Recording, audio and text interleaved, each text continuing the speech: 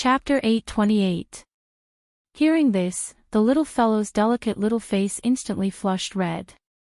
His pair of beautiful eyes stared at her. I know how to bathe myself. You come out. What do you mean you know how to bathe yourself?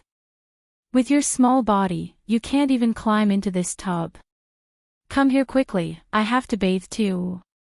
She tested the temperature of the water and found that it was just right. No. He directly refused. I want to bathe myself. You go out. You stinky brat, I want to help you bathe yourself because you have a lot of face. You still dislike it.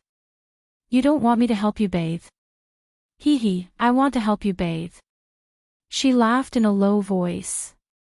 Her laughter was like a loud hui-lang, making the little fellow's hair stand on end. He stepped back, turned around, and ran away. Why are you running? Do you think you can run away in my territory? Fengjiu strode forward and directly reached out, picking up the little fellow. Let me go. You woman, what are you doing? He struggled and shouted, but when a hand slapped his butt, his entire face instantly flushed red. He was so embarrassed that he didn't know what to do. Don't move. I won't care if you fall. Fengjiu didn't think much of it. Wasn't he just a little brat? What was wrong with hitting his butt? Thus, while warning, she took advantage of the little fellow in her arms calming down and not struggling to take off his clothes. You actually took off my clothes. The little fellow's flushed face was filled with disbelief. But when he thought about how he was naked in this woman's arms, he immediately covered his important parts with his hands. His entire body froze and he didn't know how to react. No need to cover up. You're only 3 or 4 years old. What's there to see? However, as soon as she finished speaking, she saw the red string on his hand from the corner of her eyes. Her eyes narrowed. Why is this red string on your hand? Hearing this, the little fellow froze and awkwardly said, I had someone make this up. It's not that one. Make it up. That's exactly the same as the one I have. Let me see. She put him in the tub and wanted to see the red string on his hand, but who knew that he would shrink back? If I made it up, it would be exactly the same. Why would I make it up if it wasn't the same? I've seen yours before. It's much bigger than this one.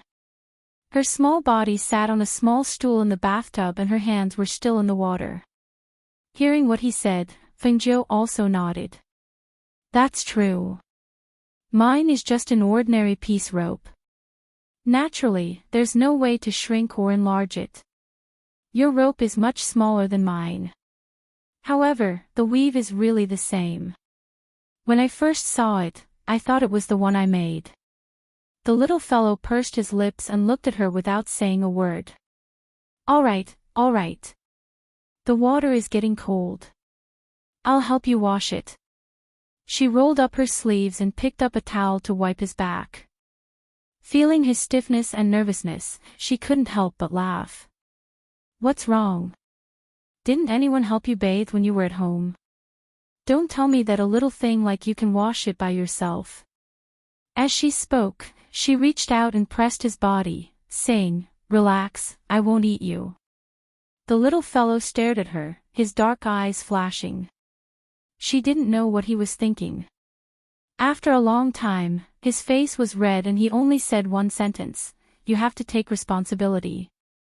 Hearing this, Fengjiu couldn't help but chuckle, There's nothing on you to look at. What's there to take responsibility for? Get up, the water is cold. Be careful not to get sick. Chapter 829. Where are your clothes? I'll put them on myself. He said with a big bath towel wrapped around him. Although she had seen everything, his small body, as she said, was not worth looking at, and he was too embarrassed to show it. Do you know how to wear it? She expressed her doubts. Yes. He said with a serious face, and at the same time stared at her guardedly, afraid that she would take the bath towel wrapped around his body. Well then, wear it yourself, but I'll help you dry your hair, she said, and turned to get the bath towel again. Seeing that she had left, the little fellow secretly breathed a sigh of relief. Before she came in, he quickly put on his clothes and sat by the bed to wait for her. Fengjiu came back with the bath towel, and saw that he had even put on his clothes. She praised, "Not bad, you're quite fast." As she spoke, she took the bath towel to dry his wet hair, and then said, "If you're sleepy, go to sleep first." He responded, looking at her in front of him, and his eyes moved. "What? Do you have something to say?" Fengjiu raised her eyebrows and asked with a smile. Hearing this, the little fellow turned to sleep on the bed, pulled the quilt over, closed his eyes, and ignored her. It was not until he heard footsteps walking out that he opened his eyes. His eyes flashed with a deep and wise light, and a trace of gentleness and joy.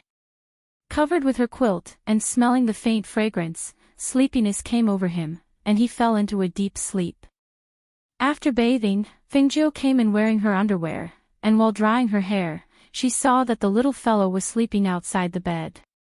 She could not help but shake her head, and with a smile, went forward to move him inside. But just as she bent over to touch him, the child who was originally sleeping soundly suddenly opened his eyes.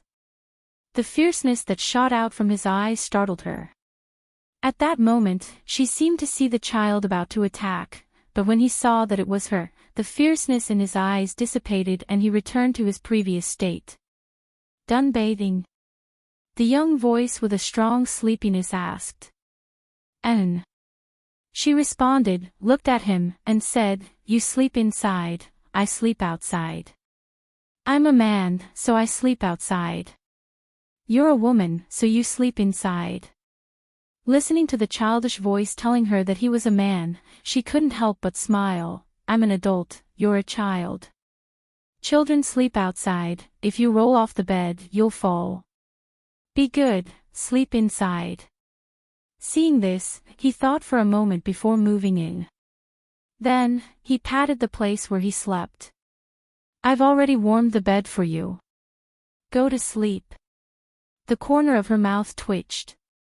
She glanced at him before lying down and asking, "Who taught you that? You even know how to warm a bed?" As he spoke, he pulled the blanket over himself and yawned. "Sleep early. We'll leave tomorrow." "Yes."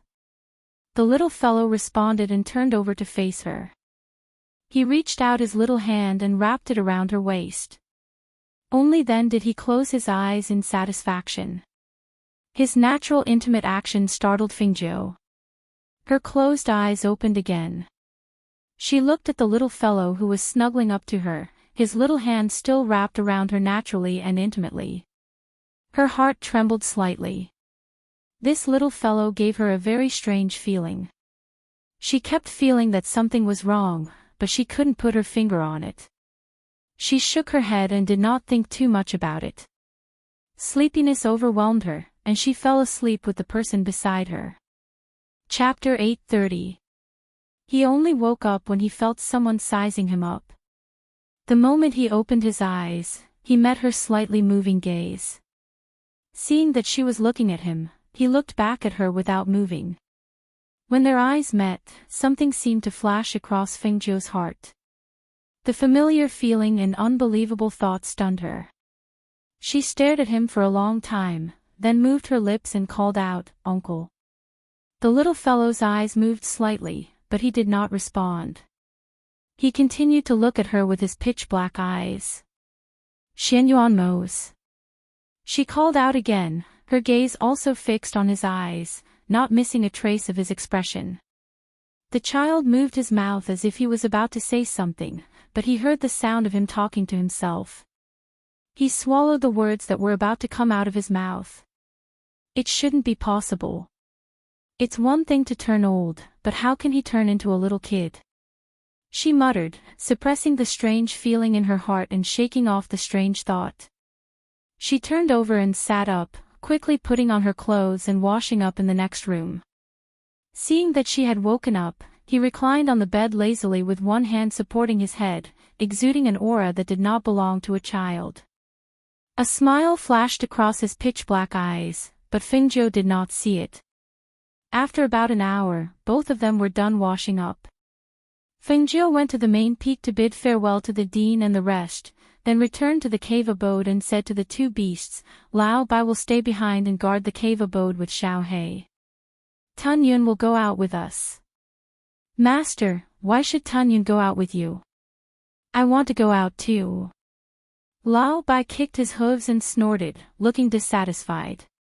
What other reason can there be?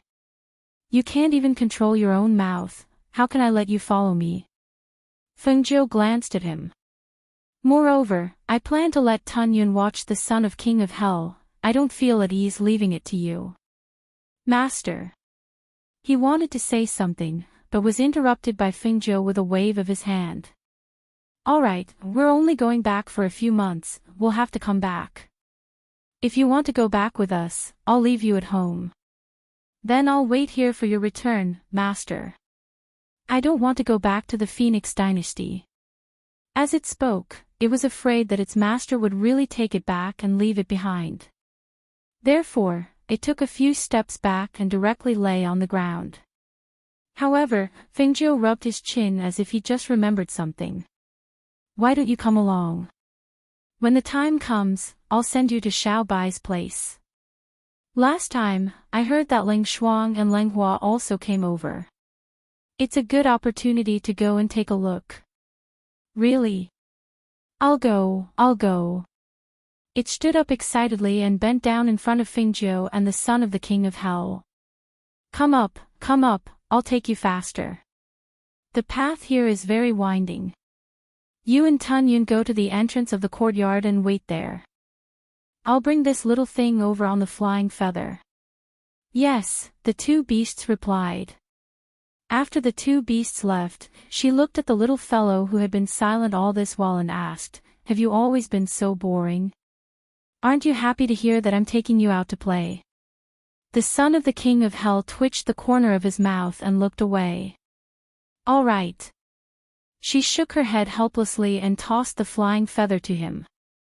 Then, she brought him onto the flying feather and all the way to the entrance of the courtyard.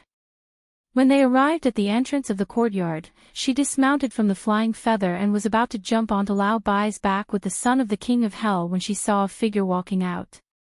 She did not want to pay attention to it, but who knew that after she and the little fellow got on the horse, he actually blocked the way in front of the horse. Chapter 831. Enchanting stood in front of the horse and looked at Fengzhou, who was sitting on the horse. When his gaze swept past the little boy's face, his expression changed slightly. What does it have to do with you? Fengzhou looked at him and said coldly, Get out of my way. Where are you going? I'll send you there. He said, his voice stiff. Thank you, but there's no need to trouble you. As soon as she finished speaking, she pulled the reins, squeezed the horse's belly and went past him. He watched as the person in front leisurely rode away on his horse. He stood there without moving and quietly watched until the figure disappeared from his sight. Only then did he withdraw his gaze. Master, do you want us to take her back? The man in black who suddenly appeared came to his side. As soon as he spoke, Enchanting glanced at him. The man in black was shocked. He quickly lowered his head and retreated, not daring to look him in the eye. As he retreated, he caught a glimpse of him riding on his sword and following Fengzhou from afar. Seeing this, he was slightly startled, but he could only follow. On the main peak of the academy, a white figure watched from afar as the red figure rode away on the white horse. As for Ouyang Shou, he hadn't even been able to touch the corner of Fengzhou's robe before he was defeated, and he even had to acknowledge Fengzhou as his master. This made the 10 of them very angry, and also stimulated Ouyang Shou's desire to practice cultivation. He had originally planned to go back, but the crushing defeat caused him to bury his heart in cultivation, and he decided not to go back. What do you think he's doing? He's been following us all the way. Lao Bai walked with his hooves and looked back at Enchanting, who was following them from afar. He was very puzzled. It was difficult to understand the thoughts of humans. As the crown prince of Qingting, Enchanting wanted to forcefully take his master and marry her as his concubine. That scene was bloody. Who would have thought that he was following his master like a ghost now? What was he trying to do? Go on your way, don't worry about anything else. As Fingzhou spoke, he reached out and took out a fruit from the space. He passed it to the son of the king of hell beside him and said, "This is for you." The little fellow closed his eyes and leaned into her arms. He didn't even look at her and said, "I'm not eating." "You little brat, you're quite picky." She didn't mind. If he didn't eat, she would eat. However, she saw that the little fellow in her arms was not fixed in time. He was either turning his head, moving his body, or adjusting his sitting position. "What's wrong? Are you uncomfortable sitting there?" she asked as she ate the fruit, holding his waist with one hand to prevent him from falling off the horse. "Why are you flirting everywhere?" He suddenly opened his eyes and asked. His delicate little face was filled with unconcealable distress. "Ah." Fengjiu was stunned. "Womanizing? I don't." She didn't have the time for that. "No." Then why did this guy follow them? And what's up with that gigolo? The way he looks at you doesn't seem right. He was like a jealous husband who had knocked over a jar of vinegar, refusing to let go. It would be fine if he looked like an adult, but he looked so small. She couldn't help but laugh when she heard his words and looked at his expression. "You're quite a busybody. Tell me, are you really only 3 or 4 years old?" Her eyes were filled with suspicion. She felt that even if a 3 or 4-year-old child was more intelligent, it was impossible for him to be so intelligent. Those people are an eyesore. Chapter 832. Just ignore them. As a person, you have to be open-minded. For those who are an eyesore, let's just treat them as air. That way, we won't make things difficult for ourselves. She chuckled and rubbed his head, pressing him into her embrace. "All right, be good. Don't throw a tantrum. I'll buy you good food when we get to the city." Listening to her coaxing him like a child, he felt a sense of novelty and sweetness. His originally tense little face relaxed, and he quietly leaned into her embrace after responding with an When they entered the city, she even tied a cloth around Lao Bai's mouth to prevent him from causing trouble. When they arrived in the city, she made him slow down and walked all the way to the black market. When they arrived at the entrance of the black market, she handed Lao Bai over to the black market staff and entered with the King of Hell's son. Tun Yun followed beside them. Hearing Fengzhou's arrival, the president of the black market hurriedly came out to welcome her and personally invited her in. "Ninth young master, I've sorted out the information you asked for. Take a look. It's all here." After dismissing everyone, the president took out a stack of information and handed it to her. "According to the information you gave me, I used a lot of connections to gather this information. Because it's a noble family from a first-class strong country, the black market also had to go through a lot of inquiries to obtain this information. Sorry to trouble you." She nodded and smiled. Then, she opened the information and read it. The president beside her also spoke. The Shengguan family is an aristocratic family that specializes in alchemy. Among them, Shengguan Wanre has the most outstanding talent in alchemy. However, Shengguan Wanre lives in seclusion in the Shengguan family. It can be said that some of the children in the Shengguan family have never seen someone like her. He paused and said, "We've asked around. From the information, we're guessing that Shengguan Wanre might be imprisoned." Hearing his words and looking at the information, Fengzhou's expression darkened. Most of the information recorded on the Shengguan family's foundation, but there were only a few words about his mother, Shengguan Wanru. It was clear that if the people from the black market were not investigating, this information would not have been known by outsiders. Shangguan Wanru has never married. Some people say that the Shangguan family is reluctant to marry off the daughter of a high-level alchemist and wants her to be used by the family. As far as we know, many people have come to the Shangguan family to ask for Shangguan Wanru's hand in marriage, but they were all rejected by the Shangguan family. Because she rarely appears in front of people, coupled with the Shangguan family's deliberate actions, people gradually forgot about Shangguan Wanru. Fengjiu put away the information and said to the black market's president, "Other than the information, I also have a few bottles of potions and a pill for you to auction off." "Oh. I wonder what kind of medicine it is." "What kind of pill?" His eyes lit up. The ghost doctor's items were always extraordinary. He knew that she was learning alchemy. Could it be that she could produce pills in a short year? She took out 3 bottles of potions and placed them on the table. Then, she took out another bottle and said, "The potions are for advancement. 2 of them can help Golden Core practitioners break through, while the other bottle is only suitable for nascent soul practitioners. As for this bottle, there's only 1 pill in it. It's a newly refined beauty pill." Chapter 833. The black market master was amazed, especially about the face-nourishing pill. He promised, "Ninth young master, don't worry. I will sell this face-nourishing pill for a sky-high price. I will spread the news first.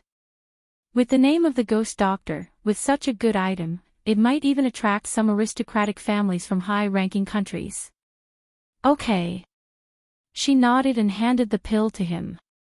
"After you sell it, I'll come back next year to settle the accounts with you." "Yes, I'll settle everything by then. It'll be as simple as it can be," he said with a smile. He knew that she did not like trouble, so he asked, "Ninth young master, since you've left the academy, do you want to stay in the city for a few days? I can arrange a place for you to stay." "No need, we'll walk around." She shook her head and left with the son of the king of hell after settling the matter. The chubby Tunyon followed behind them. She brought the son of the king of hell to a restaurant for a meal and bought many pastries and fruits for the journey. Finally, she rode on Lao Bai and headed to the next place. 2 days later, Fengjiu shook off Enchanting, who had been following them, and brought the son of the king of hell to an inn. Not long after, Du Fan and Bai Xiao came to the inn and saw her by the window on the 2nd floor. "Master." After the 2 bowed, their eyes naturally fell on the son of the king of hell, who was wearing a small black robe and had a delicate face. They looked at him curiously. Both of them did not expect that she would bring a child with her. Moreover, where did this child come from? "I'll take a look at the place you chose this time. Let's go. Lead the way." She held the son of the king of hell's hand and went downstairs. She said to Bai Xiao, "Lao Bai is in the stables at the back. Go and bring him out." Bai Xiao was delighted when she heard this. "Okay, I'll go and take a look." Because he was worried that she would really kick him out, he had been training hard for the past few months. His hard work paid off. After a few months of hard work, he managed to reach the 4th level of his family's beast taming technique. Now, he could control all spiritual beasts below the 9th level. Du Fan led Fengjiu away while Bai Xiao went to the back to get Lao Bai. He had not seen his old friend for a long time and was extremely excited to see him again. "Old Bai, I heard that you can speak. I haven't seen you for so long, but you've become much thinner than before. However, I've heard about you from the young master. You've done well." He patted its head and let it out while it shook its tail excitedly. "Let's go back to the top of the mountain. Master said that in order to prevent you from always causing trouble, we can't untie the rope in your mouth until we reach the place." As he spoke, he pulled it out. They flew directly after they left the city. Seeing this, Bai Xiao flipped over and rode on Lao Bai's back. "Lao Bai, let's catch up with them. Let's go." He shook the rope and clamped his legs together. The man and the horse dashed out of the city, stirring up dust along the mountain path. After 2 hours, they arrived at a manor. Du Fan said to Fingzhou, "Master, we've bought this place. We've set up a formation around it and even set up a restriction in the air. However, my ability is limited, so the restriction in the air is not high enough." Fengzhou led the son of the King of Hell through the formation and came inside. He nodded when he saw the scenery inside. This place is not bad. I'll set up the restriction in the air later." As he spoke, he heard a joyful voice. Chapter 834. Ling Shuang and Leng Hua quickly ran over. They had not seen her for a long time and were very happy to see her. Their faces were full of joy. Seeing the two of them, Fengzhou glanced at them and nodded. Ling Shuang's cultivation has improved and Leng Hua's body seems to be in good shape. "I wonder how your Tai Chi practice has been." "Master, my Tai Chi has improved a lot and I practice it every day. If you don't believe me, you can try me," Leng Hua said with a smile, and his gaze fell on the son of the King of Hell. Who is this child? He's so handsome, but why does he look so familiar?" The son of the King of Hell glanced at him and looked away indifferently, ignoring him. "He said he's the son of the King of Hell and he's been sticking to me all day. He said he's the younger brother of the Yama Lord." She glanced at the little fellow beside her and saw that he was not afraid of strangers. His delicate little face was still expressionless, as if nothing could arouse his curiosity and interest. The son of the King of Hell. Leng Hua was stunned for a moment and then smiled. "How about I show you around? Don't treat me like a child. Also, remove the word little. The son of the King of Hell is not someone you can call." A certain someone said coldly. However, his childish voice and his stern little face did not have the effect of warning her at all. On the contrary, Feng Jiu could not help but reach out to pinch his cheeks when she saw his expression. His ears turned red when she pinched his face in front of so many people. He glared at her in embarrassment. "Don't pinch me. So many people are watching." Ha ha ha ha ha. Fengzhou could not help but laugh out loud. Seeing that the little arrogant look was very cute, she reached out to carry the little person and said with a mischievous smile, "Not only do I want to pinch your face, I want to kiss you. What should I do?" As she spoke, she kissed him on the cheek, not giving him any time to react. The son of the King of Hell was stunned. The redness on his ears spread to his face and neck. He stared blankly at Fengzhou, as if he did not expect her to kiss him in front of so many people. He could not react in time. It wasn't until everyone laughed that he came back to his senses. However, he wasn't angry. Instead, he crossed his arms and snorted coldly, "Kiss me then. You'll have to pay me back sooner or later anyway," he said meaningfully. This woman, he didn't know she was so bold, even daring to mess around in front of others. Sure enough, she was lustful. Her previous seriousness was all an act. She must have wanted him for a long time. He should have given her this chance in the past. Keep pretending. Fengzhou laughed and was about to give him to Leng Hua, but the little guy wrapped his arms tightly around her neck and said, "I won't let anyone touch me." Fengzhou was taken aback when he heard that. He smiled and said, "What? Do you still have mysophobia? Instead of learning from the good, you're learning from your brother's bad habit." The son of the King of Hell turned his face away and leaned on her shoulder without saying a word. "Master, the courtyard is ready. Let's go in and rest first," Leng Hua said. Seeing that the child did not let anyone carry him, he could only follow beside. "Okay, let's go in first," she responded and walked in with them.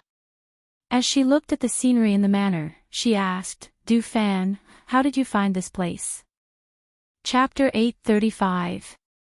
Fengzhou nodded and chatted as they walked. When they arrived inside, he asked, "Did Luo Yu and the others go on a mission? Why don't I see them?" Xianghua took them on a mission and went out. They'll probably be back in 2 days, Du Fan said. After they sat down in the hall, Ling Shuang served them tea. After their Tianyuan palace was reorganized, there weren't many people. Although there were former people who wanted to follow them, they all felt that they couldn't accept them after an investigation. Therefore, there weren't many people here, only the few of them and the 8 Phoenix guards. Although there weren't many people, each of them was worth 10 people. Xianghua took them on missions and made a name for themselves. In just a few months, whether it was assassination or other missions, they did well. Now, their orders were already scheduled until June next year. Therefore, they also felt that they could have people who wanted to join the Tianyuan Palace, but they couldn't just let anyone join. Did you personally send the medicinal pills I asked you to send to the 100 Years Mountain? She took a sip of tea and asked again. Yes, I personally handed the medicinal pills to Miss Wanyan. She was very happy when she received the medicinal pills and even sent a box of gifts over. I originally wanted to send a letter to inform Master, but I thought that Master would also be here today, so I didn't say anything. Yes. She nodded. Xianghua is in charge of external affairs and you're in charge of internal affairs. He's really good.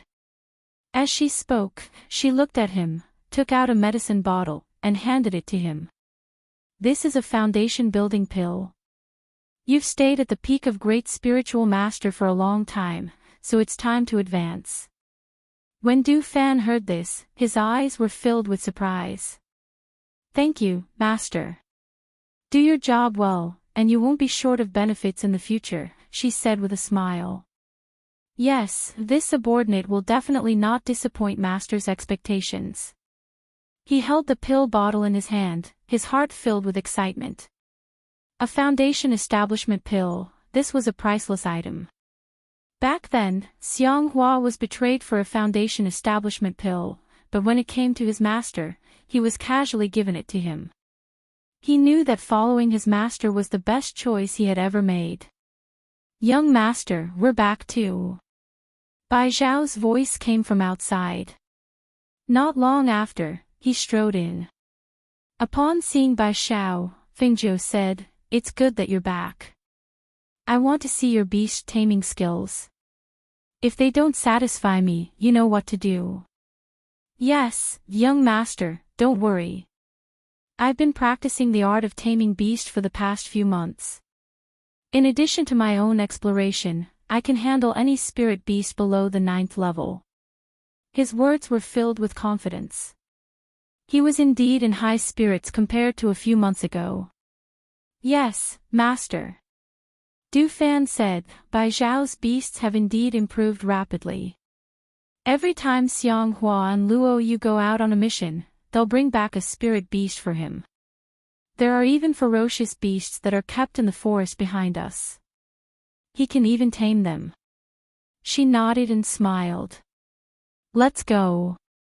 Since we're free now, I'll go and see how you tame your beasts."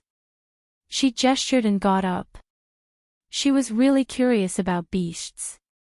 After all, as far as she knew, there were more beast tamers than beast tamers. Only some ancient families had the beast taming art. This was also the reason why she wanted to recruit Bai Zhao after learning from him that he came from a family of beast taming arts.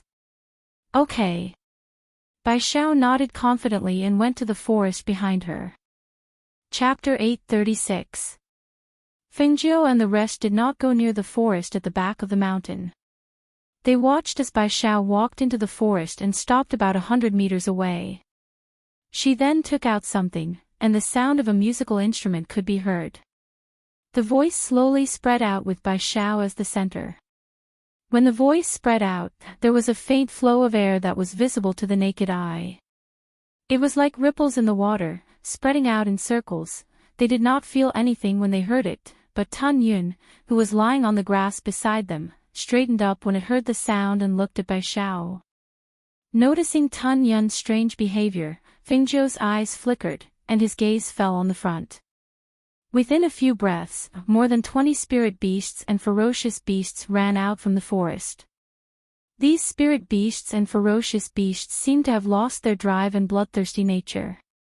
They came over ferociously and circled around Bai Xiao, growling softly. One of the ferocious beasts even lowered its body to let Bai Xiao sit on it. Bai Xiao rode the ferocious tiger to Fengjiu while blowing the beast-taming art. She removed the thing from her lips and looked at Fengjiu with a smile. "Young master, I can tame beasts below the 9th level, but I have to cultivate my family's beast-taming technique to the 6th level for beasts above the 9th level." Fengjiu nodded as he looked at the ferocious tiger that did not have a contract and was obediently serving as his mount. "Not bad, you've improved very quickly. With this, it's okay even if you can't fight." Her gaze swept across the beasts, but she was thinking in her mind. Bai Xiao's beast-taming technique could be equivalent to an army once she cultivates it. If it were a group battle, this beast would be of great help. The son of the King of Hell, who was standing beside Fengjiu, also looked at Bai Xiao for a while before moving his gaze away. "How many people in your family know how to tame beasts now?" Fengjiu asked. "My grandfather knows how to tame beasts, and so does my father. However, my father's golden elixir was injured, so he can no longer cultivate our family's beast-taming mantra. Moreover, he can't play the beast-taming song, so everyone in the family knows how to tame beasts. Only my grandfather and I know how to tame beasts." Speaking of this, he was a little excited. If it was not for the pressure that the young master gave him, he did not know that he could cultivate his beast-taming mantra to the 4th level. He was thinking that if he could get a bottle of that medicine for his grandfather, perhaps his grandfather's beast-taming mantra could also be improved. However, he also knew that the young master would not take out the medicine if it wasn't for his own people. Every bottle of his medicine was a treasure that people would fight over outside. Control. However, this time, before Bai Xiao could say anything, the son of the King of Hell, who was standing beside Fengjiu, spoke up. "Taming beasts is controlled by sound, but those who have successfully cultivated it only need sound to tame beasts. They don't need the assistance of musical instruments. People like him should be at the lowest level of the beast-taming mantra, so they need musical instruments to control them." Hearing this, Fengjiu looked at him in surprise. "You know." Then, he thought for a while and nodded. "That's true. What doesn't the 8 great empires have? They should also have beast-taming aristocratic families, right?" Chapter 837.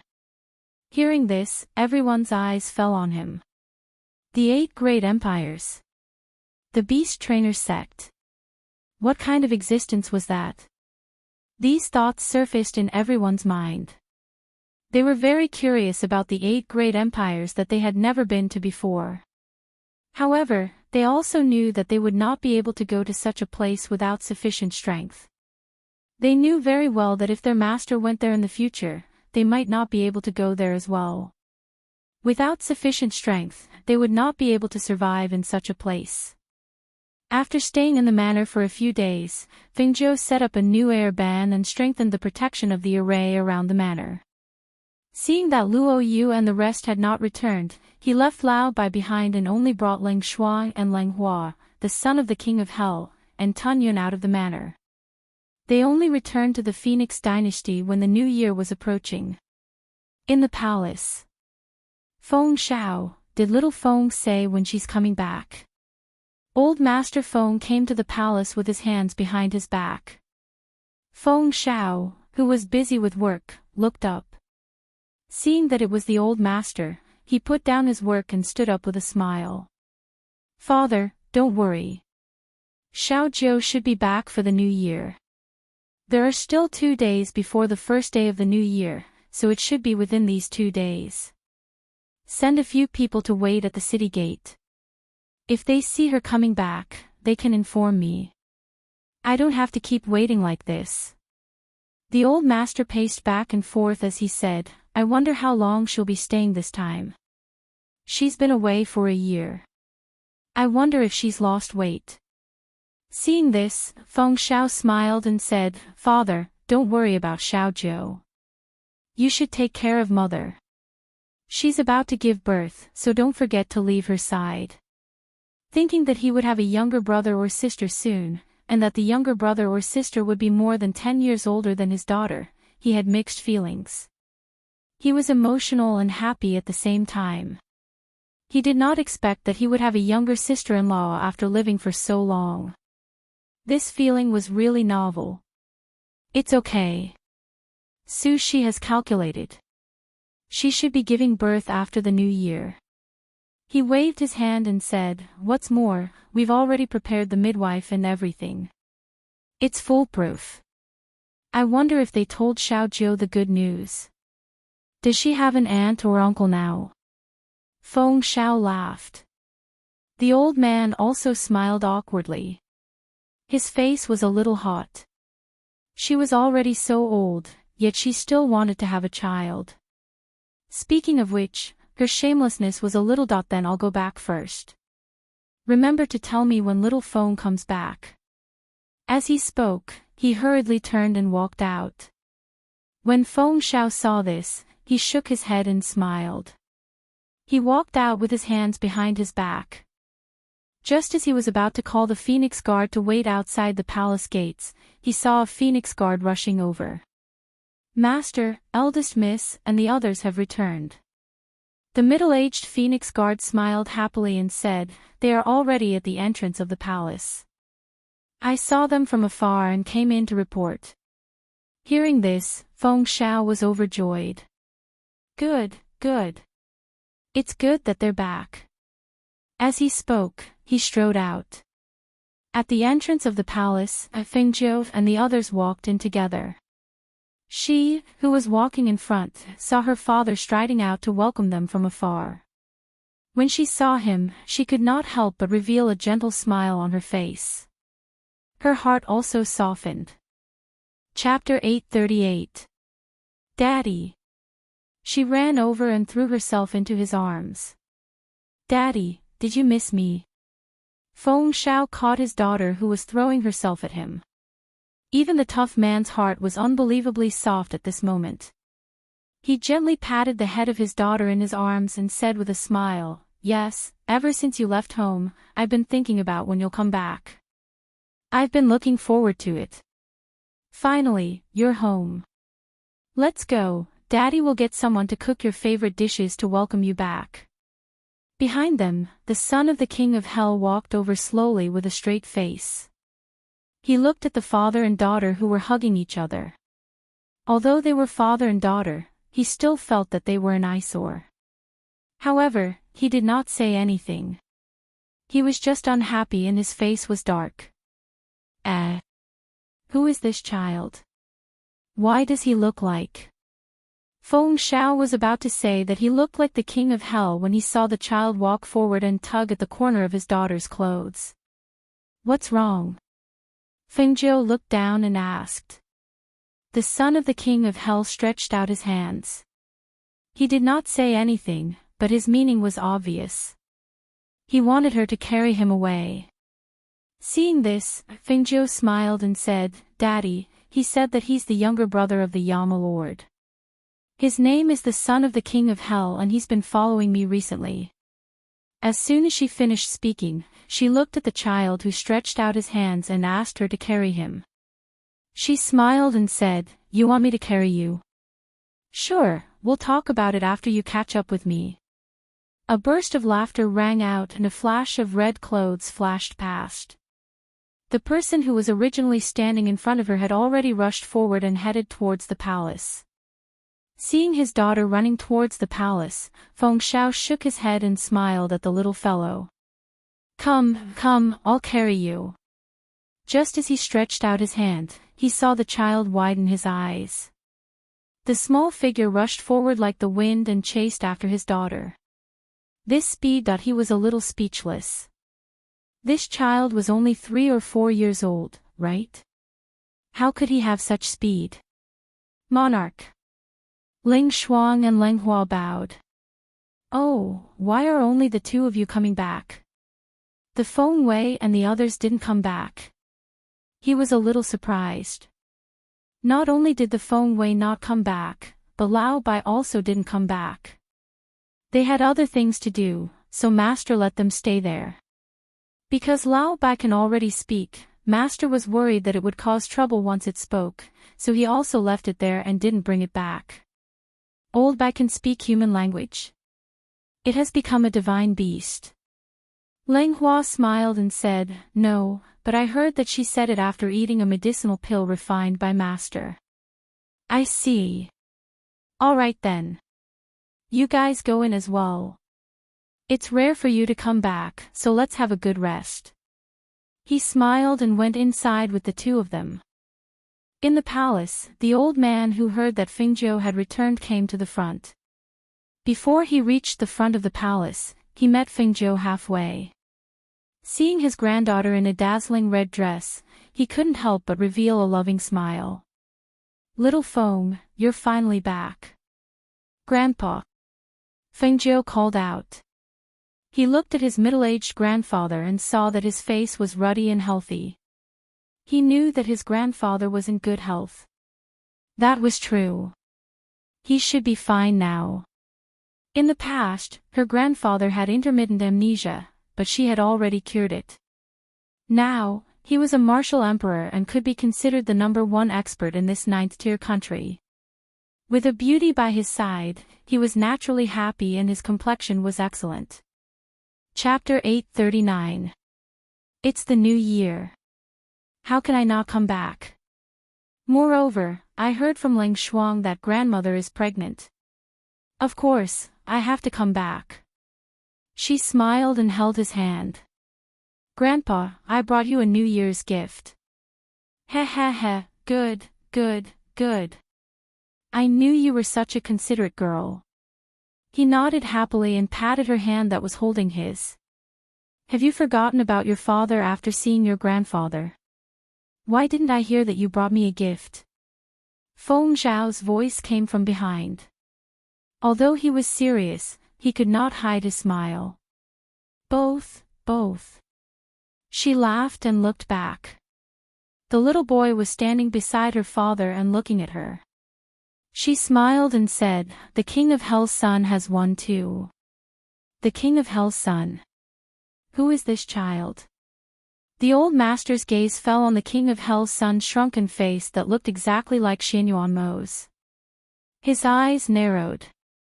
"Is Mohan married? Even his child is so big." His face darkened. Seeing such a child, he instinctively thought that Ling Mohan might be married. Otherwise, where did this child who looked exactly like him come from? "Grandpa, I'm his younger brother, not his son." "He hasn't married her yet. How can he have a son?" The little boy bowed to old Master Feng like a little adult. As he spoke, his gaze fell on Fengzhou. Hearing this, the old master's face softened. "Younger brother.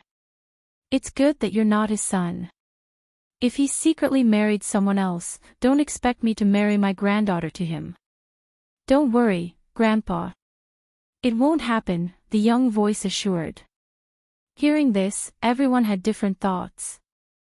They could not help but look at him again. However, they saw his small body standing upright with a serious expression.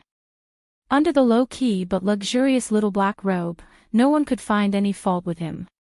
He was so elegant and noble that it made people admire him. "Come, Grandpa will carry you." He bent down and reached out to carry him. Unexpectedly, the little boy took a step back and shook his head. He said with a serious face, "I don't need anyone to carry me." Hearing this, other than the old master, the others were slightly stunned. Then, they could not help but laugh. He did not need anyone to carry him, not that he did not need anyone to carry him. The group of people walked and chatted as they walked towards the old master's palace. When they arrived at the palace, they finally saw Su Shi, who was pregnant and full of motherly love. "Grandmother." Feng Nine stepped forward with a smile and bowed. Her smiling eyes fell on her belly. "Grandmother, are you going to give birth soon?" Feng Girl came back. Sushi smiled as she held her hand and sat down. She smiled and said she should be giving birth after the new year. Then I'll stay until grandmother gives birth to little uncle, she said with a smile. If you're not in a hurry to go to the academy, you can stay at home for a few more days. Your grandfather often talks about you. He said that you've been away for a year. He's never been away from home for so long. He's always worried that you don't have enough to eat and get bullied outside. Hearing this, she laughed. I've always been the bully. Who can bully me? This child is so good-looking. He should be 3 or 4 years old, right? She looked at the son of the king of hell who was standing quietly at the side. As she was about to become a mother, she was especially fond of children. Chapter 840. Thank you. He stepped forward and took the fruit. After thanking her, he stood beside Fingzhou again. Seeing this, she could not help but laugh. This child is so obedient. He's the little king of hell, the younger brother of a friend of mine. He asked me to take care of him recently. As she spoke, she reached out and pulled the little fellow into her arms. The arrogant little fellow's face was awkward. His ears were red, but he could not hide his joy. Everyone looked at him with smiles on their faces. They felt that this child was really strange. He seemed to be really clingy to Fingzhou. He was happy with Fengzhou's intimate actions, but he was also a little awkward. Everyone chatted for a while. As Fengzhou had not returned for a long time, she stayed in the palace that night. After the reunion dinner on New Year's Eve, she took out all the gifts and gave them to everyone. Finally, she gave her grandfather a pill. Grandfather, I specially prepared this for you. It took me a long time to refine it. She passed the bottle containing the pill to him and said, Grandfather, you can take it here. Let me see the effect. You little girl, you gave your father and grandmother good things, but you only gave me this pill. Aren't you too stingy? He pretended to be angry as he spoke, but the corners of his lips could not help but curl up. He took the bottle and asked, What kind of pill is this? Grandfather, this is good stuff. Because the herbs are hard to find, I only refined this one. Even my father doesn't have it. I think it's a supplement pill. Feng Xiao said with a smile. She looked at the pill that the old man poured out and emitted a fragrance. Or maybe it's an advanced one. He guessed. Fengzhou shook her head and looked at her grandfather mysteriously. You'll know after you take it. Seeing this, the old man agreed and took the pill in front of everyone. As soon as the pill entered his mouth, he felt a strong medicinal fragrance spread in his mouth. A stream of spiritual energy flowed into his body along with the medicinal fragrance, turning into countless streams that nourished his body. The changes in his body could not be seen by outsiders, but he could feel a strange feeling spreading through his body. As the effects of the medicine spread, his appearance also changed. He originally looked like a middle-aged man, but at this moment, his appearance was changing bit by bit. He was recovering his youth at a speed visible to the naked eye. Not only was his appearance recovering, but even his figure was changing. Under the shocked gazes of the crowd, in less than half an incense stick's time, the middle-aged man in his 40s had turned into a young man in his 20s. Hiss! This is... Feng Xiao looked at his father, who had become younger than him, in shock and astonishment. For a moment, he didn't know how to react. He only knew that his father had really returned to his youthful appearance.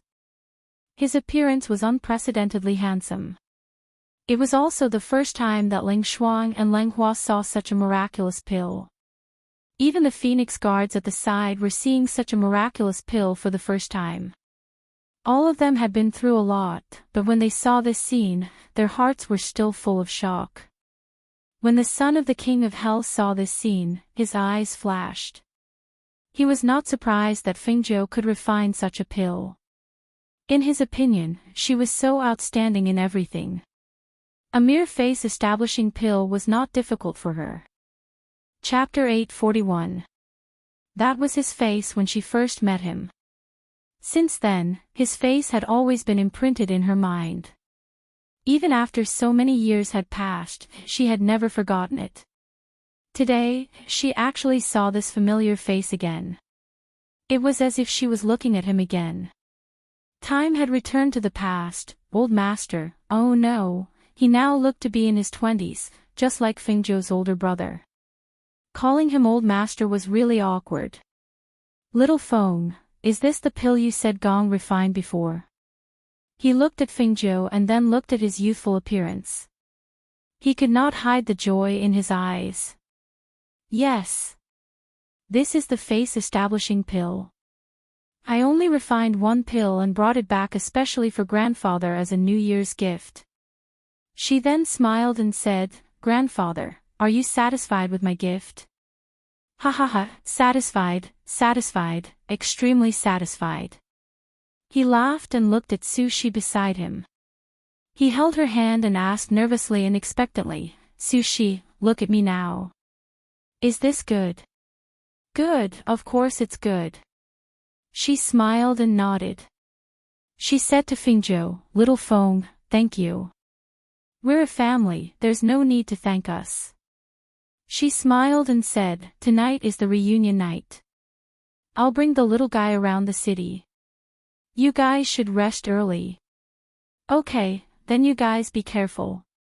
There are many people tonight. Look after the son of King of Hell and don't get lost. They instructed. Yes, I know. She smiled and led Ling Shuang, Ling Hua and the son of King of Hell out of the palace. Fengzhou brought them around the city. He bought all the trinkets he saw, regardless of whether the little guy liked them or not. They played until late at night and went to the lake in the west of the city to watch the fireworks. At this time, they did not know that Old Master and Sushi were planning to keep watch for the new year. However, when she wanted to call her maids to accompany her to the toilet, she accidentally fell down. Oh no, the retired empress fell down. The palace maids' panicked voices spread in the palace, one after another. When the old man heard the news, his face turned pale. He quickly walked out and saw Sushi, who had a pained expression, being lifted up by several people and quickly brought to the palace's bedroom. Sushi. Seeing her dress stained with blood, his heart turned cold. His hands and legs went soft as he walked inside. When Feng Shao heard the news, he also rushed over with large strides. However, when he saw this place, the palace maids were hurrying in and out, and several midwives were also hurrying inside. He grabbed a midwife who came out to order hot water and hurriedly asked, What's the situation inside? Your Majesty, the Empress Dowager fell and her amniotic fluid broke. The fetus might be born prematurely. Furthermore, she was shocked by the fall. Her condition isn't too good now. The midwife said as she hurried back in. Hearing this, Feng Shao frowned. He ordered the phone guards to quickly find his daughter and wait outside. Not long after, he saw his pale father being pushed out by the crowd. Seeing his distraught and self-blaming father, he went forward and said, Father, don't worry. It's okay. It's all my fault. I should have accompanied her. If I had, she wouldn't have fallen. Chapter 842. Seeing this, Feng Shao comforted him, It's okay. The midwife said that it's just a premature birth. Nothing will happen. Moreover, I've already sent people to find Xiaozhou. Nothing will happen. Don't worry. Hearing this, his heart finally calmed down. However, he still walked outside uneasily, waiting. Hearing the heart-wrenching screams coming from inside, his entire body tensed up, and his heart tightened again. As time passed, an hour later, a midwife hurriedly came out with a serious expression to report, Retired Emperor, Your Majesty, the retired Empress is having a difficult birth. She's sitting on the stomach, and the position of the fetus is not right. Moreover, it's very likely that the fetus is carrying a neck ring. If she gives birth, it's possible that difficult birth. Hearing this, the old man felt his vision darken. If it weren't for Feng Xiao supporting him from behind, he would have fallen down. When a woman gave birth, she would exchange her life for another. If she gave birth, it would be the birth of a new life. If she encountered a difficult birth, then it was very likely that either the mother or the child would die. Even more serious cases, one mother and 2 children would die. Argue the most experienced midwives. Is there no other way? Quickly go in and think of a way. There's no other way. We have to save both the mother and the child. Feng Xiao said calmly. He helped his father to the side to sit down. Then, he summoned the phone guards and instructed them to send an emergency signal directly if they couldn't find Fingzhou. They had to ask her to come back immediately. Father, drink some tea to calm down first. Don't mess up the array. Mother is still working hard inside and needs your support. He comforted him as he poured a cup of hot water for him to calm down. He also had lingering fears about the road a woman had to go through to give birth. After all, this was the most uncertain thing. There were many things that could not be predicted. Take this incident for example. No matter how well they prepared, they did not expect her to fall, let alone that her fetus would not be in the right position. Most of the time, difficult births could only be left to fate because even doctors could not guarantee that the woman could give birth safely and smoothly and save the child and the mother's life. He asked someone to call Xiao Jiu back because he knew that her medical skills were very good. If something unexpected really happened, he hoped that she could save his lord's life.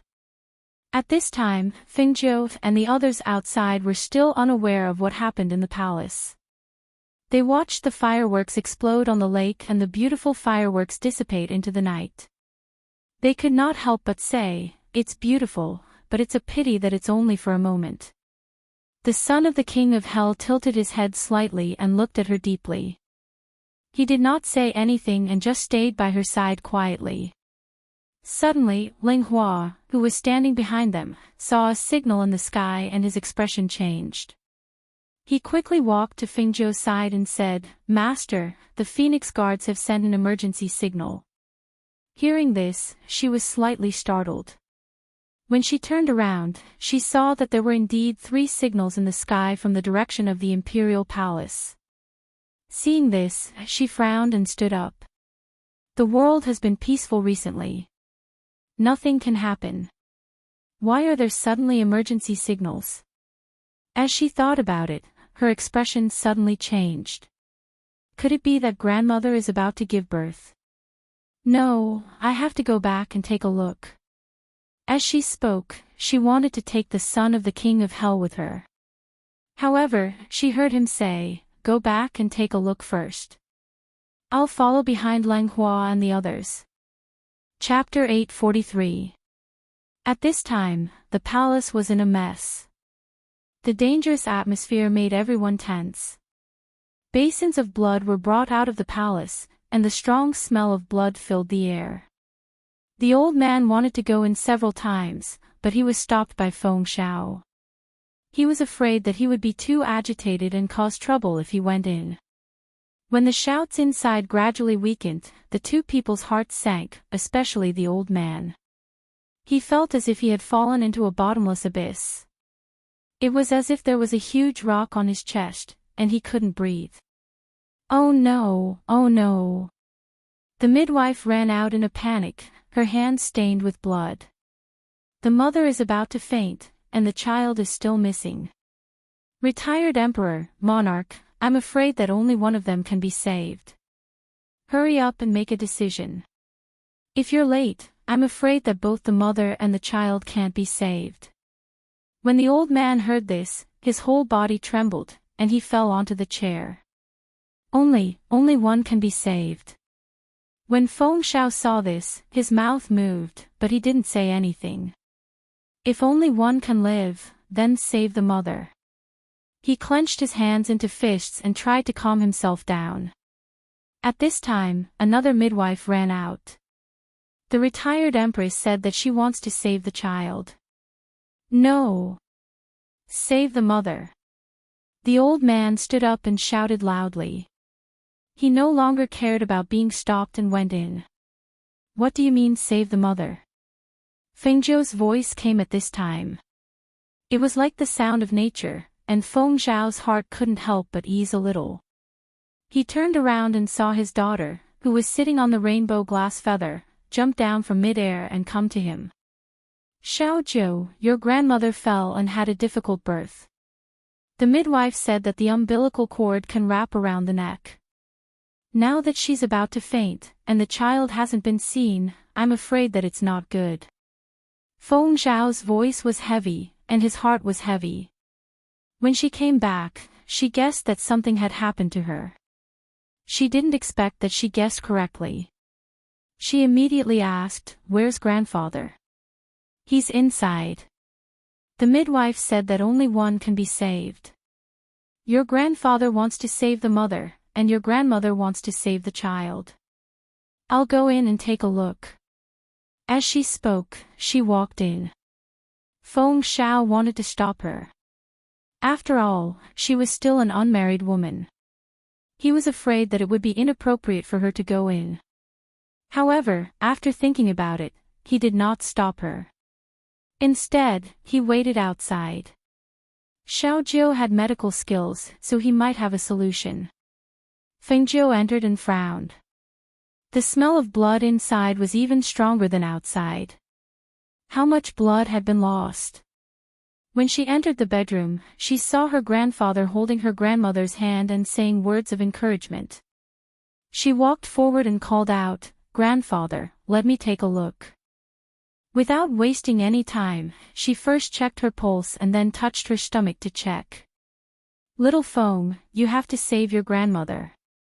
If you can't give birth to the child, you have to save the adult." "It's fine as long as the adult is safe and sound," the old man said, his eyes slightly red. "Grandpa, you go out first, don't worry. He'll be fine." She comforted him as she asked someone to help him out. After he left, Fengzhou said to Su Shi, who was on the bed, "Grandmother, you want to save the child, right?" "Yes, little Feng, don't listen to your grandfather. Save the child. This is your grandfather's child. I don't want to lose him."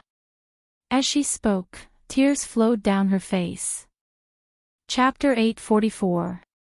Hearing this, Fengzhou smiled, "Grandmother, don't worry, everything will be fine. It's just that your fetus isn't in the right position, and the umbilical cord is wrapped around the child's neck. Even if you want to move it, I'm afraid it'll be too late.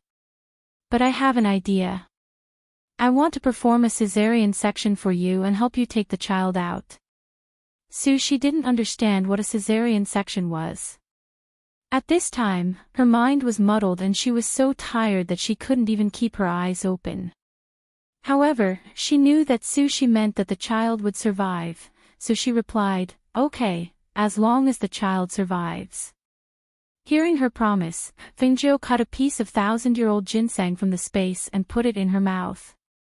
Then, he chased everyone out. When he heard that Ling Shuang and the others had returned, he asked Ling Shuang to come in and help. Seeing that the midwife and palace maid had been chased out by Fengzhou, grandfather Feng and Feng Xiao didn't know what she was going to do. However, they trusted her and didn't ask. They just waited outside anxiously and nervously. "Grandfather." Fengzhou stood at the door and looked at him. "Little Feng, how is it?" Old Master Feng hurriedly asked. "Grandfather, I want to perform a cesarean section for grandmother. That means I'm going to take the child out of her womb," she said. This operation was very normal in modern times, but it sounded a little shocking here. Hearing this, his face turned pale. Large beads of sweat rolled down his forehead. He asked nervously, what? "Cesarean section. Take the child out of her womb." Then can the adult still live? He can live. She smiled and spoke softly. The two simple words that came out of her mouth calmed the old man's heart. If he can live, then do it. Grandfather believes in you. Even if he hadn't heard of it before, if she said he could live, then he could live. Hearing this, Fengjiu nodded and told her not to go in until she came out. He then turned around and went back to the room to perform the cesarean section. With the 1,000-year-old ginseng supporting her and replenishing her energy, Su Shi, who was about to faint, slowly regained consciousness. She only felt that Fengjiu seemed to have made her drink some kind of medicine. Then she laid there, unable to move. Her entire body was numb, only her consciousness was still clear. Her voice faintly drifted into her ears. She was asking her what to name the child after he was born. What was his nickname? She prefers men. Or a woman. She couldn't see what she was doing. She only knew that she was busy, but she would still look at her from time to time and smile encouragingly. She didn't know how much time had passed, but in a daze, she seemed to hear the sound of a baby crying. After hearing that sound, she fell into a coma and lost consciousness. In the middle of the night, before midnight, the sound of a baby crying spread through the night. It broke the heavy atmosphere in the palace and brought a trace of life, a trace of joy. Outside, when Grandfather Feng heard the sound of a baby crying, he was stunned. He grabbed Feng Zhao's hand and his body trembled. She gave birth. She gave birth. She gave birth. As soon as his excited voice fell, he thought of Su Shi. He immediately walked forward to take a look, but before he could walk in, Feng Zhao stopped him. Father, don't worry. Xiao Jiu said to wait for her to come out. We can't go in. Chapter 845. Hearing the baby's cries, each one louder than the last, the people outside were extremely excited. Inside the room, Fengjiu handed the baby to Leng Shuang and stitched up the wound. After cleaning the wound, she applied medicine and checked on the unconscious Su Shi. Only then did she let out a sigh of relief. Give me the baby. Go open the door. After washing her hands, she took the baby and motioned for Leng Shuang to open the door. Yes. Leng Shuang responded. She walked out of the room and opened the door to let the old master in. The old man quickly walked inside and saw Fengjiu carrying the baby. He asked, Little Feng, how is it? Is the baby and the girl safe? Yes, don't worry, grandfather. Everything is fine. Fengjiu responded with a smile and handed the baby to him. Look, grandmother gave birth to a little uncle for me. The old man took the baby with trembling hands. The newborn baby cried for a while and fell asleep. The baby's skin was dark red and wrinkled. It didn't look good, but the old man's eyes couldn't help but redden. Good, good. He didn't know what to say and could only nod. He choked up and said good. Then, he carried the baby to the bedside and saw that Su Shi was unconscious. He couldn't help but look at Fengjiu. Little Feng, your grandmother. She's fine.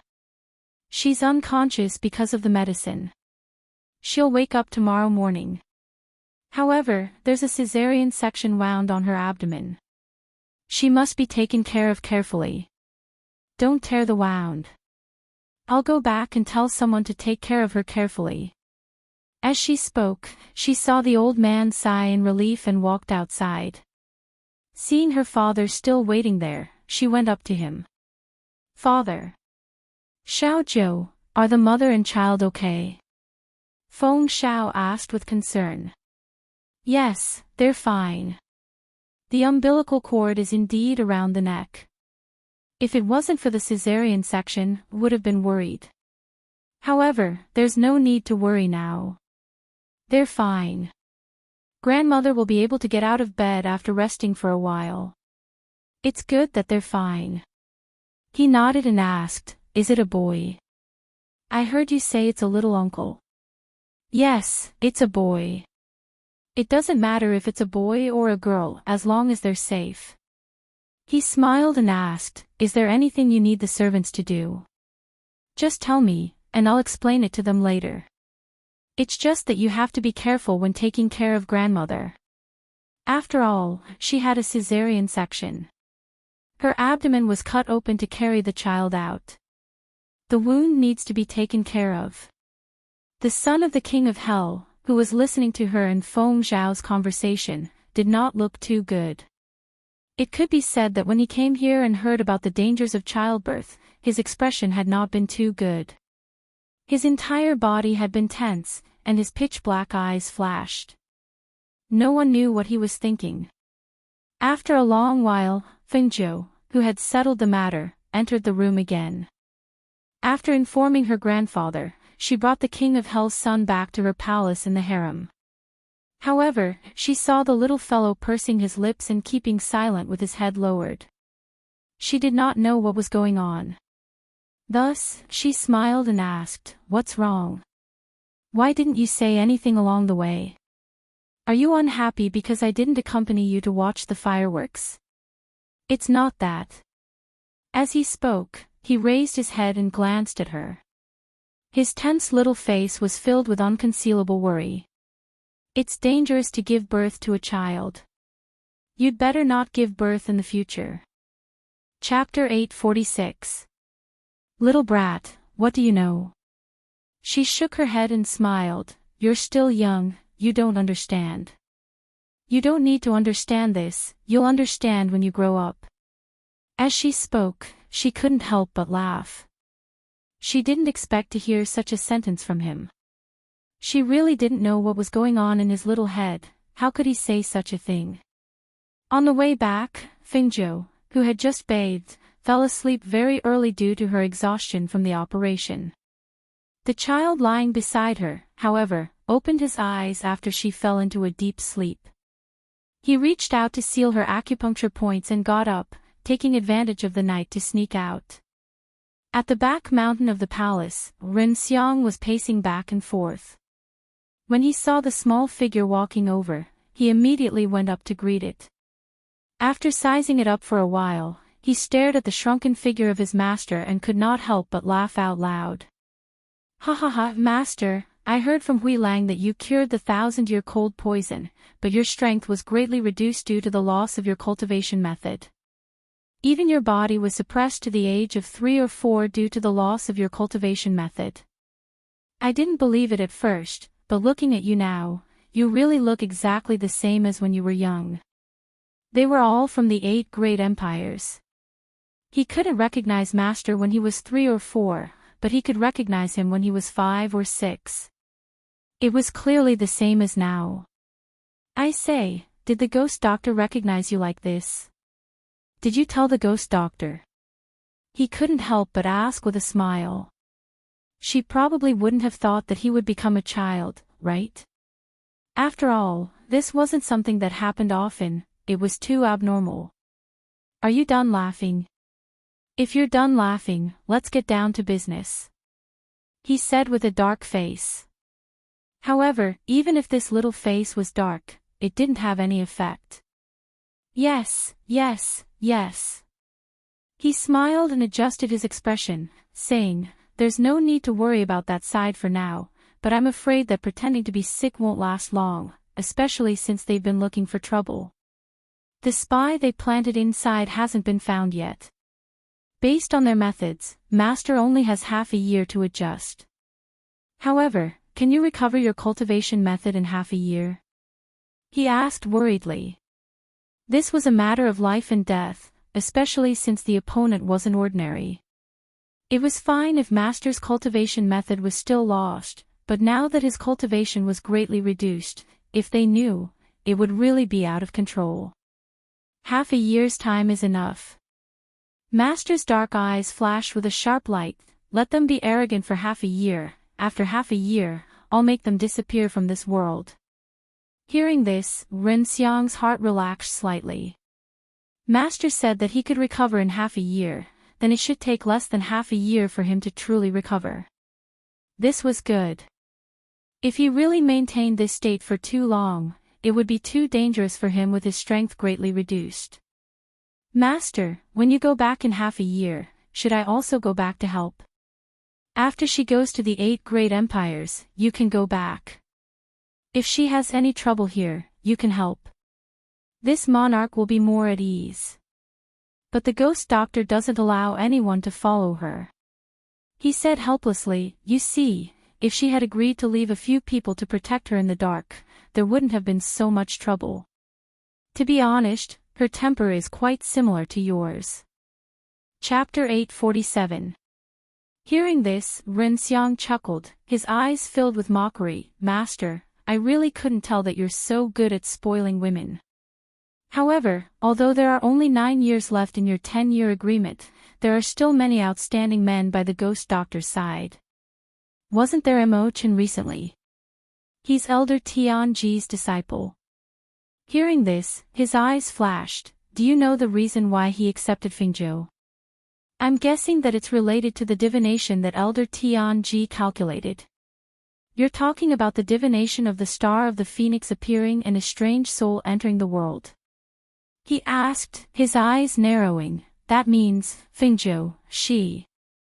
It seems like it's her.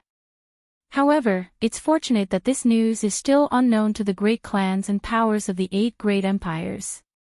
If they knew, I'm afraid her situation would be even more dangerous. No matter who it was, they wouldn't allow such a person to grow and become a threat to everyone. If they knew that the person in Old Man Tianji's divination was the princess of the Phoenix dynasty, the entire Phoenix dynasty would probably be annihilated by those forces above.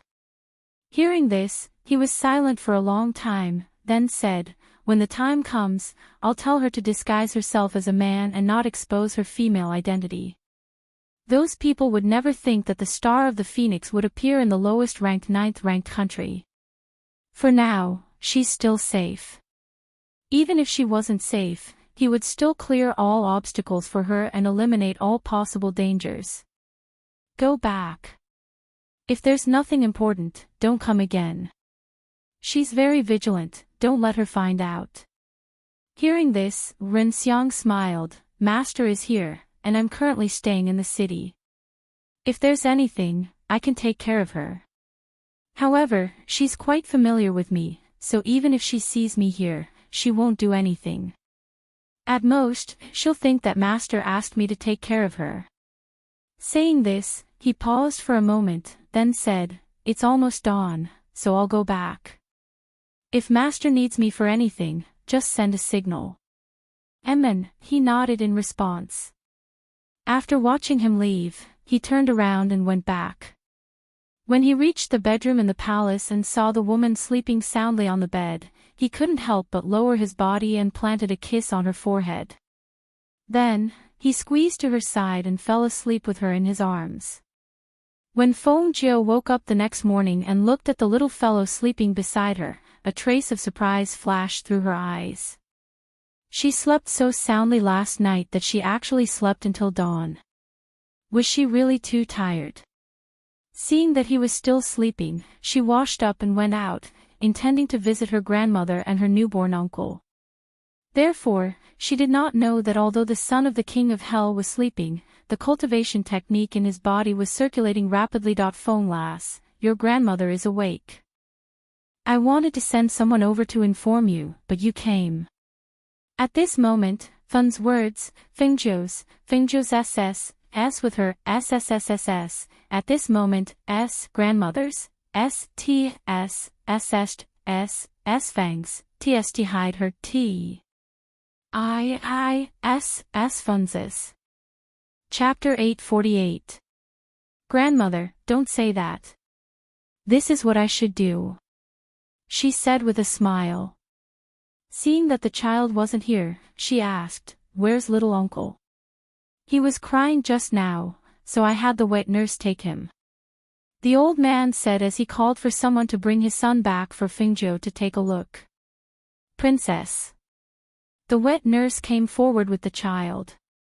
Fingzhou took the child and held him in her arms. The child was so soft that she didn't dare to use too much strength. Perhaps because he had just eaten, the little guy opened his eyes and looked at her. Being teased by her, he began to giggle. Aw. He knows how to laugh this early. It looks like little uncle is very smart. She gently laughed as she played with the little baby in her arms. However, the baby was very sleepy and closed his eyes after laughing for a while, ignoring her. Hee hee. Grandfather, look, he's asleep. She couldn't help but bring him over for them to take a look. That's right. This child cried when he was born last night and cried when he was hungry this morning. The rest of the time, he has been very obedient. The old man treated this child as if he was his own grandson. Hearing this, she smiled and asked, Then what's little uncle's name? Grandfather, have you picked it? I've picked it. He looked at Sushi and said, The child was born at midnight, so I picked one character for him, Yi. He's called Feng Yi. Uncle Feng Yi. Fengjiu softly muttered before smiling, That's a nice name. She chatted with them for a while before leaving the palace. When she went outside, she bumped into her father. He seemed to be going in to take a look, so she called out to him. Father. Xiaozhou. You're here this early. Seeing his daughter, a smile appeared on his dignified face. I came to see grandmother and little uncle. Father, do you also want to go in? I think it'll be better if you come later. Grandmother just fell asleep and little uncle is also asleep. Oh, so it's like that. Then I'll come back later to take a look. He nodded and said. Father, shall we take a walk? She took his hand and walked in the palace. The father and daughter strolled around and chatted until noon. When the meal was set and ready to eat together, Fengjiu remembered that the little fellow had slept until now and didn't seem to see her. Just as she was about to send someone to wake her up, she saw the little fellow in a little black robe come in. The little king of hell is here. Come sit down and eat with us. Feng Xiao could not help but smile when he called the son of the king of hell. He bowed to Feng Xiao and responded. After glancing at Fengjiu, he walked to her side. However, the stool was rather high, and he couldn't sit on it at all. Therefore, just as he was about to climb up, he was picked up by someone. Have a seat. Here, this is for you. Fengjiu carried him to sit on the stool and scooped some rice and vegetables for him. He glanced at her and then picked up his chopsticks to eat. Fengjiu and Feng Xiao chatted as they ate. After the meal, the few of them went out for a walk and drank some tea. Feng Xiao went back to handle some matters, leaving only Fengjiu and the little king of hell. The two of them looked at each other, staring at each other speechlessly. Little guy, tell me. Why do you like to stick to me so much? She held her chin with one hand and asked with a smile. Hearing this, he glared at her, Since when did I stick to you? Chapter 849. The son of the king of hell glanced at her and said, He just wanted me to tell you not to fool around while he's not around. Crush those rotten peach blossoms as soon as possible and don't let them stick to you. Also, don't get too close to men. Hearing this, Fengjiu froze for a moment, then laughed. Little devil, do you know what rotten peach blossoms are? He turned his head away and did not speak. Okay, let me tell you. You can play around in the palace as you wish. You can also leave the palace to play, but you have to be brought by Leng Shuang or Leng Hua. Don't run around by yourself, be careful of being kidnapped by human traffickers. What about you? What are you going to do? He frowned slightly and asked. In March, there will be an alchemy competition in Sanyi country. I heard that the prizes are quite generous. While I'm at home, I plan to refine a pill and participate. She smiled and said, I'll return to Feng Manor to refine. Do you want to stay in the palace or return to Feng Manor with me? But I'll say this first, I won't have time to take care of you after I return to Feng Manor. Also, you can't disturb me when I'm refining pills. I'll go to Feng Manor with you," he said. "Okay, let's go tell grandfather and the others and then return." She held his hand and led him to the palace. In the following days, just as Fengzhou said, she buried herself in refining pills. However, the son of the king of hell did not disturb her because he was also cultivating. In the blink of an eye, half a month passed. This day was the 15th of the first lunar month. After a loud rumbling sound came from Fengzhou's alchemy room, a rich medicinal fragrance filled the air. When the qi flow dissipated, she took out 3 pills from the alchemy room. 2 of them were brownish-red in color. Regardless of whether it was the pill veins or the spiritual aura, they were all normal pills.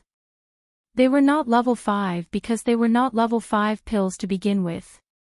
However, the other pill was a reddish-orange color, as if it had mutated. The medicinal fragrance still filled the air, but it was completely different from what was recorded in the pill formula. She used a silver needle to test the pill, only to see that when the silver needle touched the pill, a strange black color appeared. Deadly poison. She was a little astonished. The pills used were clearly the same, so how could this one be deadly poison? Although he was puzzled, he still carefully put the pill away and put it together with some other poisonous pills in the space. According to the recipe in the space, this 5 elements pill has been successfully refined. I wonder if its effects are really as miraculous as described. She held the pill and looked at it, her eyes filled with curiosity. She had found the 5 elements pill recipe in her space. It wasn't left behind by her master, but by the original owner of the space. Following the steps of refining the pill, he didn't expect that he would actually succeed in half a month. In this world, the reason why people can cultivate is because they have spiritual roots. However, other than the younger generation of cultivator clans who have spiritual roots, ordinary people who want to have spiritual roots are 1 in 10,000. However, if this 5 elements pill is really as described in the pill formula, then it really is a pill with unlimited value. She was excited. She immediately put away the pill and walked out of the alchemy room. Seeing Lang Hua arranging the medicinal herbs in the courtyard, she asked, "Lang Hua, where is Lang Hua? Hurry up and call him over." Chapter 850. Not long after, Lang Hua followed Lang Shuang into the courtyard. They saw their master pacing back and forth in the courtyard, muttering something. They looked at each other and walked forward. "Master!" Lang Hua called out. He looked at her and asked, "Why are you looking for me?" Come. She pulled him to sit down when she saw him. She took out a pill. "Eat this and let me see." "Yes." There were no questions, no doubts, no worries or uneasiness. He didn't care what kind of pill it was. He took it and swallowed it, not minding at all that he was the one who tested the pill. However, after taking the pill, within a few breaths, Lang Hua's forehead broke out in large beads of sweat. His entire body tensed up. His hands were tightly clenched, as if he was restraining something. Lang Shuang saw this and looked at him worriedly. However, she didn't say anything. She knew that her master wouldn't harm her brother. Hiss. Finally, he couldn't hold back the tearing pain in his body. He bounced off the stool and rolled back and forth on the ground. Cries of pain came from his mouth. Ling Shuang's heart ached. She wanted to go forward, but was stopped by Fengzhou. One can only rise above others after suffering the hardest. She looked at Lang Hua on the ground and observed his reaction. She watched as he cried out on the ground. She watched as his clothes were soaked with sweat. After about an hour, he felt better. The pain had already caused him to faint. At this time, his body was oozing with a black liquid that smelled a little foul. Take him back to his room. Have someone wash him. When he wakes up, bring him to see me. Fengzhou gestured. Yes. Lang Shuang responded. She looked at her brother lying quietly on the ground and quickly walked forward to help him up. She didn't care that the stench on his body was all over her. Seeing her help him leave, Fengjiu rubbed his chin. He looked at his messy appearance and returned to the courtyard to have someone prepare water for a bath. 2 hours later, after bathing, she had the kitchen cook a few dishes to eat. When she was almost full, she saw Ling Shuang bring Leng Hua, who had woken up and changed his clothes, in. "Master!" The two called out. She looked at him, sizing him up from head to toe, and then said, "Tell me, how do you feel after eating the pill?" "Yes." Leng Hua replied, "First, there was a little warmth in my stomach. Then, this warmth spread like a ball of fire and spread to every vein in my body. Each vein seemed to be torn apart by this ball of fire and then fused back together. It was so painful that I couldn't breathe. After that, I didn't even know when I fainted. But when I woke up, my whole body felt very strange. It was as if I had been cleansed by water and my whole body felt very comfortable." Fengjiu nodded. He took out the spirit plate used to test spiritual roots from his space and gestured, "Come, I'll test it for you." Hearing this, the siblings were stunned. They stared blankly at her. "Master, I don't have spiritual roots, right?" "I've tested it before," Leng Hua said. Because he had tested it before and knew that he couldn't cultivate, his master taught him Tai Chi to strengthen his body and protect himself. Chapter 851. I can cultivate. Leng Hua was stunned. He couldn't believe it. Even Leng Hua couldn't react for a while. He stood there in a daze. "Yes, the elixir you ate is called the 5 Elements Elixir. It's a new product that I just refined. It can allow people who don't have spiritual roots to develop spiritual roots after eating it. However, the specific spiritual roots of the 5 elements will depend on your own luck." She smiled and said, "I've said that as long as there's a chance, I'll definitely let you step onto the path of cultivation. However, you have to know that the path of cultivation won't be smooth sailing. There are many dangers and difficulties waiting for you." Leng Hua couldn't help but choke up when he heard this. "Master, don't worry. I know. As long as I can cultivate, I'm not afraid of dangers and difficulties." Only by cultivating and becoming stronger could he stay by his master's side in the future. Even if his master went to the empire in the future and established the Feng family there, he could still be his master's housekeeper. Ling Shuang came to her senses and knelt down with a plop. She kowtowed heavily, "Thank you, master." Leng Hua also knelt down and kowtowed. "Thank you, master." "What are you doing? Get up, get up." She gestured for the two of them to get up and said, "You are my people. I said that I won't mistreat the people around me, so there's no need to be like this. Leng Hua, come here. I'll test your spiritual root." She waved her hand and gestured for him to come forward. "Yes." Leng Hua was a bit nervous. He walked up to her and placed his hand on the testing spirit disc. When he saw that the spirit disc was of the water attribute, he let out a sigh of relief. It didn't matter what kind of spiritual root it was. As long as it could cultivate, it was fine. It's a single water spiritual root. She was a little surprised and smiled. "I didn't expect that a single water spiritual root could be born after taking the 5 elements elixir. The cultivation speed of a single spiritual root is faster than that of a dual spiritual root. Not bad, it seems that you are the only one with a water spiritual root around me." She put away the spirit disc and took out the chi drawing spiritual art from her space and gave it to him. Immortal cultivation is similar to being a Xian martial artist. As long as you can draw chi into your body, you can be considered a spirit practitioner.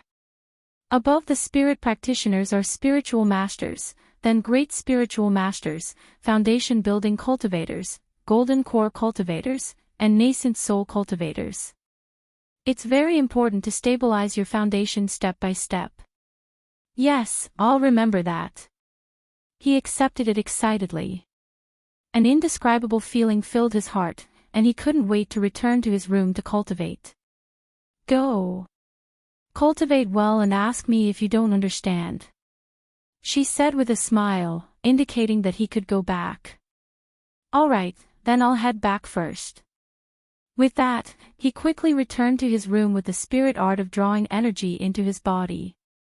That's right, where's that little fellow? Why didn't I see him? Fengjiu looked at Ling Shuang and asked. He realized that the little fellow didn't seem to be around. After Master went into seclusion to refine pills, he told us that he also wanted to go into seclusion to cultivate and told us not to disturb him. He also chose the most remote courtyard in the residence as his cultivation spot. In recent days, only Ah Hua sent him breakfast. Oh. He's cultivating at such a young age. I'll go take a look. As she spoke, she asked the servants to clear the dishes on the table and went to the most remote courtyard in the residence. When she arrived at the courtyard, she saw that the door was tightly shut and the faint sound of water could be heard from inside. She couldn't help but raise her eyebrows and called out, "Little king of hell. Little fellow. Little brat. Is he inside? I'm going in." Chapter 852. Little brat, what the hell are you doing? Fengjiu walked in with large steps and saw that the ground was covered in water. There was a gurgling sound coming from the tub that was half the height of a person, as if someone was choking on water. She quickly walked forward and saw that little thing had fallen inside with his head down, drinking the bath water. She was so scared that she quickly lifted him up. Coo, coo, coo. He fiercely coughed and his face turned red, but before he could catch his breath, his butt was slapped by her. Paw, paw, paw. You little brat. You're not even as tall as the tub, yet you didn't ask anyone to help you. If you drown in the tub, I'll see if you'll be embarrassed. Fengjiu was angry. She didn't care about anything else as she grabbed him under her arm and slapped his bare butt a few times. The heavens knew that when she came in and saw him head first in the water, her heart was so shocked that it almost stopped beating. The height of the bathtub was more than enough to drown a 3- or 4-year-old child, and it was even worse when he was head first in the water. This Yamo Lord had left him in her care. If something really happened to him here, how was she going to explain it to him? Was she going to say that she didn't take care of him properly and accidentally drowned? 3 consecutive slaps landed on his butt, not giving him a chance to react. He was completely stunned by the slaps. What are you doing? After he recovered, he began to struggle in anger and shame. This woman. She really dared. What am I doing? Can't you see that I'm teaching you a lesson? She directly grabbed him and walked to the bed in the inner room. After throwing him on the bed, she angrily glared at him with one hand on her waist. You little brat. Do you know what it means to play with your life? What were you doing just now? Ah. What? Don't tell me you were thirsty and wanted to drink the bath water. It was fine when she mentioned it, but when she mentioned that he drank his own bath water, his face became ugly and he felt a faint sense of nausea. If it wasn't for her shouting outside, how could he have slipped in his nervousness? She still had the nerve to scold him here and hit his butt again. This woman. It really made him want to strangle her to death. Still staring. You still dare to stare at me? Try staring again. She pulled on her sleeves and stared at him with a threatening gaze. Her meaning was clear: if you stare again, I'll hit you again. Hearing this and seeing her posture, he was so angry that he laughed, but he didn't stare at her. After all, he wasn't wearing any clothes. Facing her with this little naked body, he would definitely be at a disadvantage.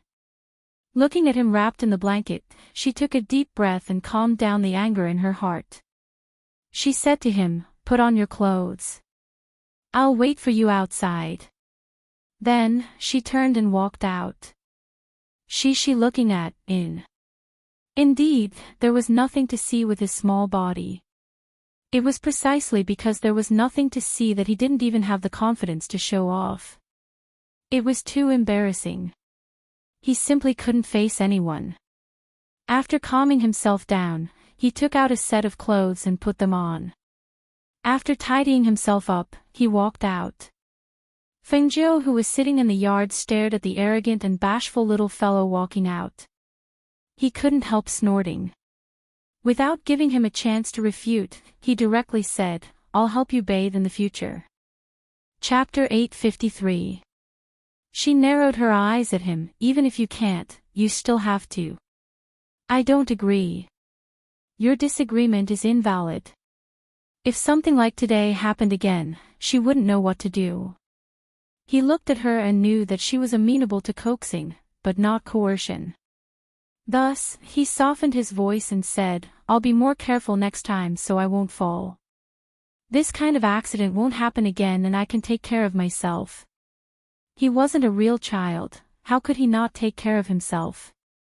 If it wasn't for her suddenly shouting to come in, he wouldn't have slipped when he was about to step out of the tub and fall back in. Fengjiu narrowed his eyes. "You don't want me to help you bathe?"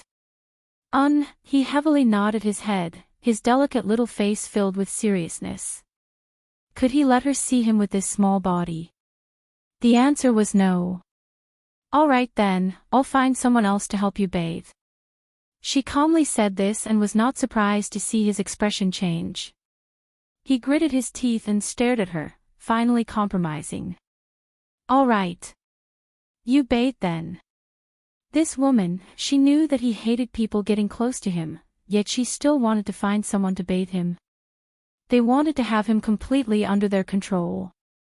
At this moment, he couldn't help but wonder if it was the right decision to come here before his cultivation technique recovered. Why did he feel like he had no sovereignty over her after his body shrunk? He couldn't even object. "That's a good boy." She pulled him over and rubbed his head, saying, "If you're obedient, I won't hit you." His face trembled and the corner of his mouth twitched. He glared at her before speechlessly looking away. Why do you seem to have grown taller?" Fengjiu pulled him to his side and hugged him. Rubbing his head, he suddenly realized that in half a month, this little fellow seemed to have grown a lot taller. She pushed him a step forward and looked him over. After comparing him, she looked at him in surprise. "You really grew taller. You were originally like a 3 or 4-year-old child, but now you're as tall as a 5 or 6-year-old child. What did you eat these past few days? How did you grow so fast?" Hearing this, he looked down at himself and didn't say anything. Of course, it was because he had been cultivating for the past half a month. As long as he recovered the lost cultivation technique, he would naturally return to his original appearance. However, her words reminded him that if this continued, he would recover too quickly. She might not have thought in that direction once or twice, but it might not be the case after a long time. If he hadn't done so many embarrassing things in front of her in the past, it would have been fine if he told her. But now, how could he tell her? He was sure that once he opened his mouth, he would lose all of his dignity in the future. The more he thought about it, the more he felt that this matter had to be kept a secret. No matter what, he could not let her know. Moreover, looking at the situation, he was afraid that he would have to leave early. "What are you thinking about? Let me ask you, what have you been eating recently? You didn't take any medicine, did you?" While asking, she naturally reached out to feel his pulse, but she didn't find anything wrong with his body. She couldn't help but feel strange. It had only been half a month, how could he grow so fast? Cough. He coughed lightly and said with a straight face, "I'm the same as my brother. I grew faster than others since I was young. There's nothing strange about it." Chapter 854. Upon hearing this, Fengjiu glanced at him and could not help but laugh. "Someone like you can't be considered a man. You can only be considered a little boy." As soon as she finished speaking, she saw that his face darkened again. His entire little face became stiff, looking exactly like the Yama Lord. She could not help but reach out to rub his face. Little devil, aren't you afraid that you'll grow old too quickly if you keep a straight face all day long? However, she was secretly laughing in her heart.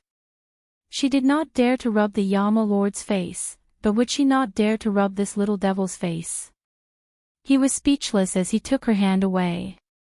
Don't rub my face. Today is the Lantern Festival on the 15th day of the first lunar month. Let's go to the palace for a reunion dinner tonight, and then I'll take you to the Lantern Festival.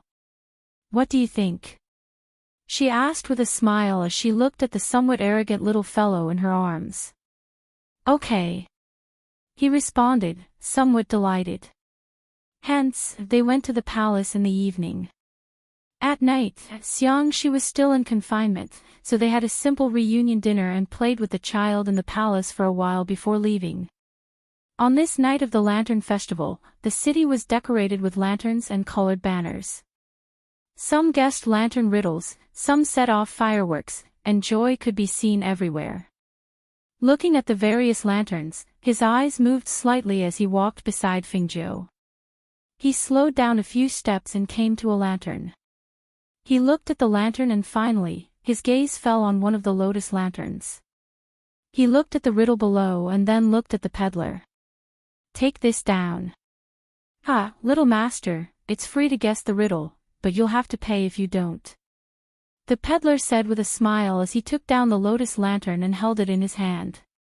He asked, Little master, the riddle of this lotus lantern is, one side is red, the other side is green, one side is happy with the wind, and the other side is happy with the rain. Guess one word. Autumn. The son of the king of hell said as he reached out his small hand. Give it to me. The smile on the peddler's face froze. He turned back to check the riddle before passing the lotus lantern to him. He smiled and said, Little master, you're so smart. You got it right in one guess. The riddle is autumn. Not bad, this lotus lantern is yours. You like this? Fengzhou walked over with a lantern in his hand, but it was in the shape of a fish. I thought you would like this. She waved the lantern in her hand and handed it to him. He glanced at it and took it. At the same time, he handed over the lotus lantern in his hand. This is for you. For me. When she heard that, she smiled and narrowed her eyes. She was a little happy and a little surprised as she took it. Thanks. Seeing her happy smile, he slightly opened his eyes and tried hard to maintain a cold expression, but the corners of his lips couldn't help but curve up, revealing his happy mood. Which one do you want? I'll send you back. He held the fish-shaped flower lantern in one hand and raised his head slightly to look at her. As long as she liked it, he had the ability to get it for her. One is enough. Let's go. Let's go to the front to eat glutinous rice balls. She smiled and narrowed her eyes. She held the lotus lantern in one hand and held his hand with the other. The two of them went to the stall in front to eat glutinous rice balls. Then, they squeezed through the crowd to watch some performances on the street. Finally, they went to watch the fireworks. It was midnight when they returned to Feng Manor to rest. After bathing, the son of the king of hell, who was lying on the bed, looked at the woman standing by the window and looking at the distant night sky. He asked, What are you looking at? Chapter 855. Hearing this, the son of the king of hell on the bed blinked. It turned out that she would miss him too. She would stand by the window and look at the sky when he was not aware of it. Thinking of this, a warm current flowed through his heart, and his heart became unusually soft. At this moment, he really wanted to tell her that he was here. His cold poison has been cured, you don't have to worry. A childish voice came from behind. Fingzhou turned to look at the little fellow on the bed. It's cured. How did he solve it? That's 1,000-year-old cold poison. If it was so easy to cure, the cold poison wouldn't have been lurking in his body for so long. Hearing this, he pursed his lips and glanced at her. Of course, I paid a hefty price, but it's cured. As he spoke, he paused for a moment and explained, you didn't ask me earlier, and I forgot to tell you. Fengzhou came to the bedside and looked at him who was covered with a blanket. Are you really his younger brother? Why didn't I hear him mention that he has a younger brother before? Hearing this, he pulled the blanket higher and yawned. I'm so sleepy, I'm going to sleep first. As he spoke, he closed his eyes and did not intend to answer. Seeing this, Fengzhou shook his head and smiled. This little brat was very crafty. It was really hard to pry information out of him. She took off her outerwear and lay down in her underwear. She reached out and naturally held the child in her arms. With this hug, she felt that he was much bigger than half a month ago. She was puzzled. How did he grow so fast? The next morning, she brought the son of the King of Hell to the Peach Blossom Cove. It had been half a month since she came back. She was so engrossed in refining that she almost forgot to ask the old man about the green lotus in her belly. Although she had advanced to the peak of the foundation establishment stage, she still took out a wisp of spiritual power to nourish the green lotus in her dantian. The most annoying thing was that after nourishing it for almost a year, it still looked the same. If this went on, she would doubt whether the green lotus would bloom. Or did it have other effects or uses? Unexpectedly, when she arrived at the Peach Blossom Cove, she searched inside and out but did not find any trace of the elder. Thus, she summoned the family of ghost cultivators who were cultivating here and asked them about it. Only then did she find out that the elder had left not long after she left last year. Is he afraid that I'll come back to look for him? How could he just leave without saying a word? She stared at the ghost cultivators in front of her. She did not expect that she could not find him after she returned. Master, he only said that you don't have to look for him. He said that it's a good thing, and that it's only a gift to a fated person. Furthermore, it's harmless to you. As for the rest, you'll definitely know in the future. Hearing this, Fengzhou frowned. Of course, she knew that the green lotus was harmless to her. Otherwise, she wouldn't have waited so long to come back and ask. However, she only knew a little about the green lotus in her dantian. Could it be that she was going to keep nourishing it with her spiritual power? What if more than 10 of them were still the same?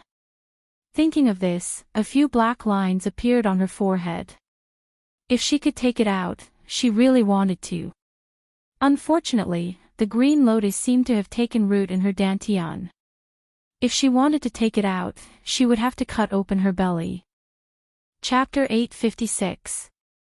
Master, we have made some progress in our cultivation and can now appear during the day. However, we can't maintain our form for too long. Elder Zhao spoke with unconcealable joy in his eyes. Since Master did not send anyone over to the Peach Blossom Cove, we have been guarding it ever since that senior left. Other than occasionally appearing during the day, we usually don't appear. Nothing has happened in the past year and we didn't alarm the citizens. The old woman also spoke. A few months ago, the monarch brought Yang Yang back to visit us.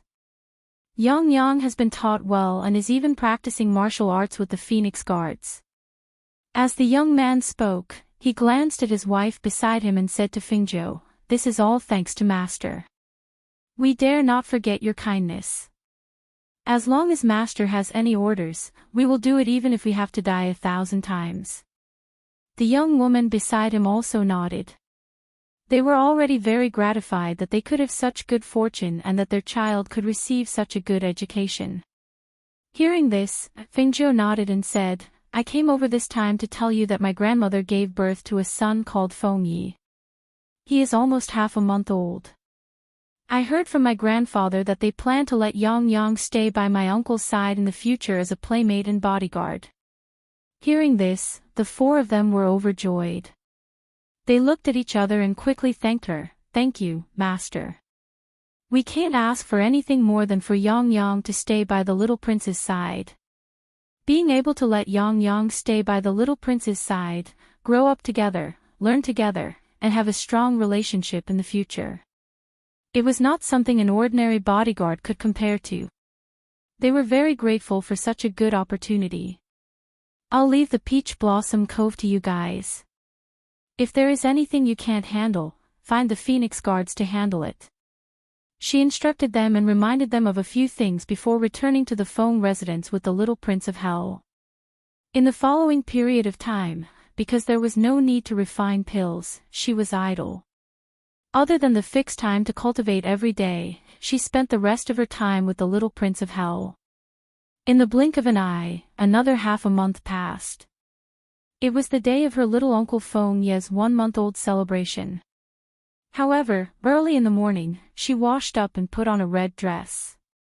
When she returned to the bedside, she saw the little fellow sitting on the bed with a distressed expression. She couldn't help but ask with a smile, "What's wrong?" "The clothes are too small." He picked up the clothes to show her. The sleeves were too small, and the bottom of the robe was also too short. "You've grown taller again." She blinked in surprise. Tian didn't feel that he had grown taller, but when he compared himself with the clothes, the difference was obvious. The little fellow who was originally 5 or 6 years old now looked like a 6 or 7-year-old. It had only been a short month, but he had only grown taller than before. She couldn't help but worry. She had been living and eating with him for the past half a month, and she had not seen him eat anything. She really did not know how he grew so fast. Could it be that what he said was true? Were their genes really that powerful? He looked at her without saying a word. Another half a month had passed, and he had indeed grown a lot taller. Moreover, with the recovery of his cultivation technique, he recovered faster towards the end. He knew that it was time for him to leave. He could not stay any longer. Chapter 857. Therefore, she asked someone to change his clothes before bringing him to the palace. The banquet was held in the imperial garden. When they arrived at the palace, there were already many people there. Today, only some aristocratic families and friends were invited, as well as relatives from Su Shi's side. The banquet was not very grand. It was just for everyone to gather and see the child. Feng Shao greeted everyone in the imperial garden. Old Master Gung was still in the back of the palace. When Fengjiu brought the son of King of Hell over, everyone stood up and bowed. "Greetings, Princess." "Long time no see, Princess. You're becoming more and more beautiful." "Little Feng, you're becoming more and more beautiful." Ha ha ha ha. Seeing everyone greet her, she smiled and said, "Everyone, please take a seat." She found a seat and sat down. She chatted and laughed with everyone. "Ha ha ha, your grandfather is so lucky to have a son. In the blink of an eye, the child is 1 month old. Time flies."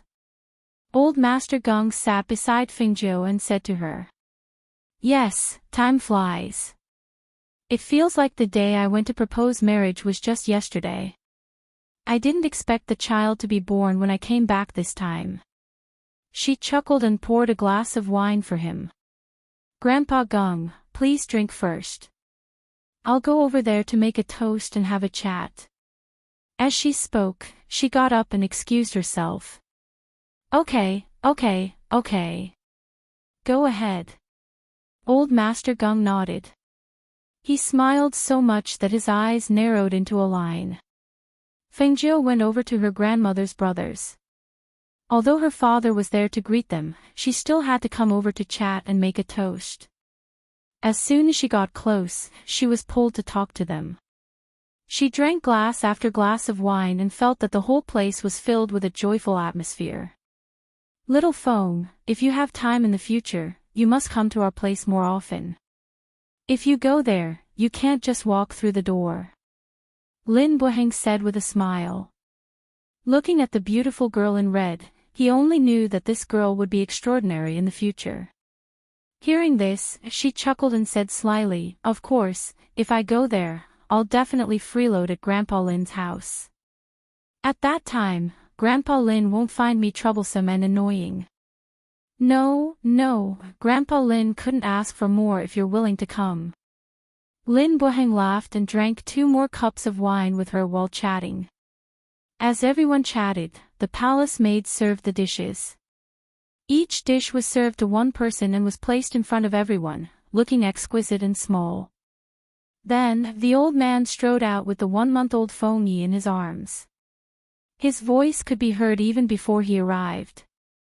"Ha ha ha, thank you all for coming to my son's 1-month-old birthday party." When they heard this voice, everyone was stunned because the voice was very young. It was different from the old man's voice in the past.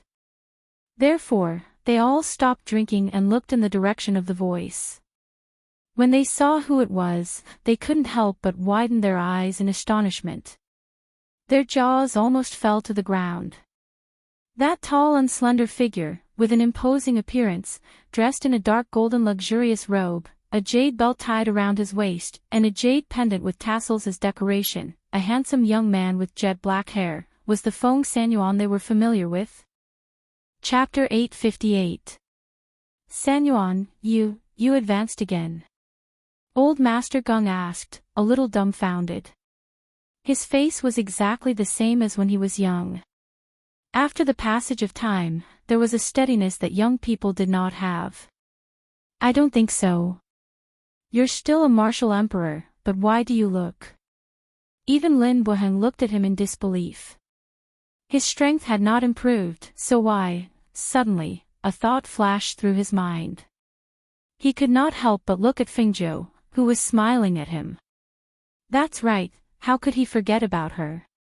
She was the ghost doctor, so she naturally had the ability. That meant that Feng girl must have refined some medicine to restore Sun Yuan's youthful appearance. When he thought of this, he could not help but sigh in his heart. Why was such a good girl not part of his family? If only he had such a biological granddaughter, how great would that be? Ha ha ha, no, no. It's just that Feng girl brought me a New Year's gift. It's the face-establishing pill that the ghost doctor recently refined. Let me tell you, this face-establishing pill is that he proudly and complacently showed off to them, telling them how miraculous and precious this medicinal pill was, causing everyone to be extremely envious. Come, come, come. Let me hug my little nephew. As Lin Buheng spoke, he took the child from Feng Sunyuan's arms. The 1-month-old child's skin was already pink and tender. Moreover, the child grew up on the ground. In addition, he was well fed. This white and chubby child was very likable. "He looks like my little sister," Lin Buheng said, his eyes full of love. When the others saw this, they looked at each other and smiled. They asked about the child's name and Sushi's situation. Sushi's brothers carried one after another, and almost all of them carried the child. Of course, the others only watched and did not carry the child. After all, they were not close relatives.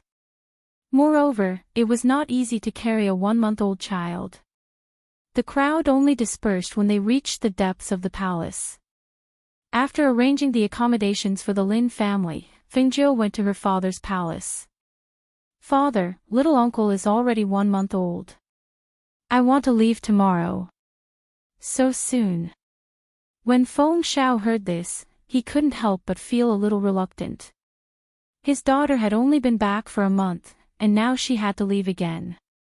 This time, he was afraid that he wouldn't be able to see her again for another year. Hearing this, she smiled. "I'm planning to attend a pill appraisal convention. I don't know how long it'll take, so I'll have to go earlier." As she spoke, she held his hand and whispered, "Don't worry, I'll come back when I have time." She had originally planned to tell him about her mother, but after thinking about it, she decided not to. She didn't want him to worry about her. It would be better to give him a surprise when she brought her mother back in the future. As for her mother's family, she believed that as long as her status was promoted in the future, even the aristocrats of the first-class country would try their best to establish a relationship with her. At that time, she wouldn't be afraid that she wouldn't be able to enter the Shangguan family and see her mother. All right. Then you must be careful when you're outside. Take Leng Shuang and Leng Hua with you. They are both loyal to you. Leng Shuang can help you take care of everything. Leng Hua is also very attentive. I can only be at ease with them by your side. Although he was reluctant to part with her, he knew that when a bird grew up, it had to fly away from its parents. As her father, he couldn't stop her. He could only hope that everything would go smoothly and safely outside. Chapter 859.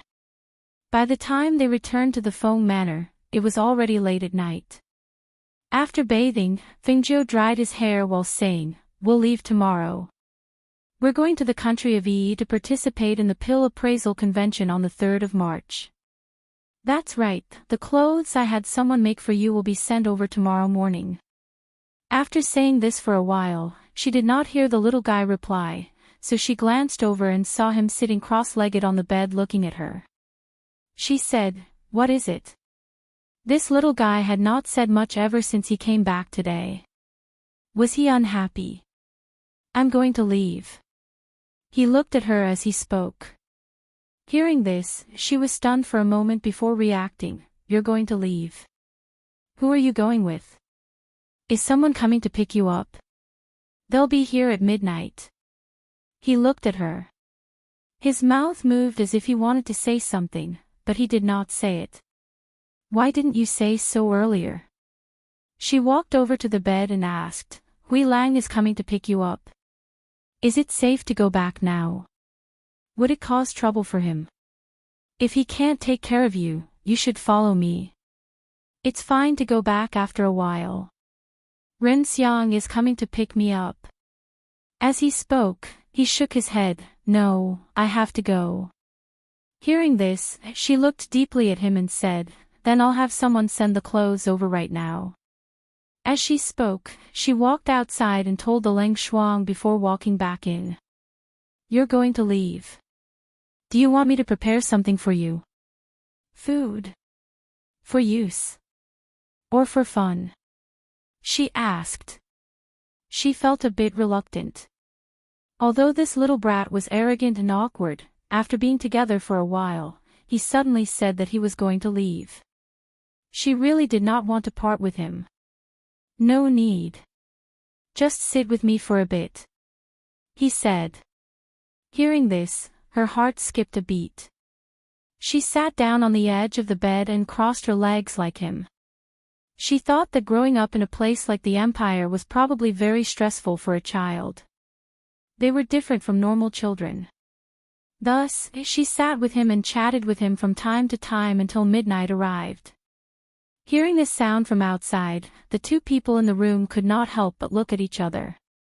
"I'm going to leave," he said. "I'll send you off." She stood up and put on a coat to send him off. Who knew that he would see her out with a coat on, so he grabbed her hand. "What happened?" She turned around and asked. The little fellow stood up from the bed and stared at her coat. "Put on your clothes before you go out." Hearing these old-fashioned and domineering words, Fengjiu couldn't help but laugh. She took off her coat and put it on. Just as she was about to tie the belt, she saw a pair of small hands take over her work and tie the belt for her waist seriously and attentively. Seeing this, a trace of gentleness flashed through her heart. She thought that if she had children in the future, she would be just as considerate. "All right." He looked up at her and said seriously, "Don't fool around." Feng Jiu was slightly stunned, and then laughed out loud. He tapped his nose lightly and said, "Little devil. I'm serious." He frowned. "Don't fool around. Pay more attention to your own safety outside. If you encounter someone you can't beat, run." I know. She shook her head and couldn't help but laugh. She bent down and was about to pick him up when she saw him get off the bed and put on his boots. He said, "I'll walk by myself. You don't have to send me off." Chapter 860. In the end, it was Fengzhou who sent him out. In the courtyard outside, Ren Xiang and a few men in black were already standing there waiting. The door opened and the two people inside walked out. Ren Xiang couldn't help but want to laugh when he saw the big and small figures. However, he knew that he couldn't expose his master's secret, so he secretly pinched himself and suppressed the smile that was about to appear on his lips. Ninth young master. Ren Xiang nodded slightly in greeting. "Are you the one sending him back?" Fengzhou looked at him and raised his eyebrows. "No, I'm only sending him to a place and someone will meet him there." He added, "Don't worry, I'll arrange for someone to protect him. There won't be any problems." Hearing this, Fengzhou nodded and said to the son of the king of hell, "Go.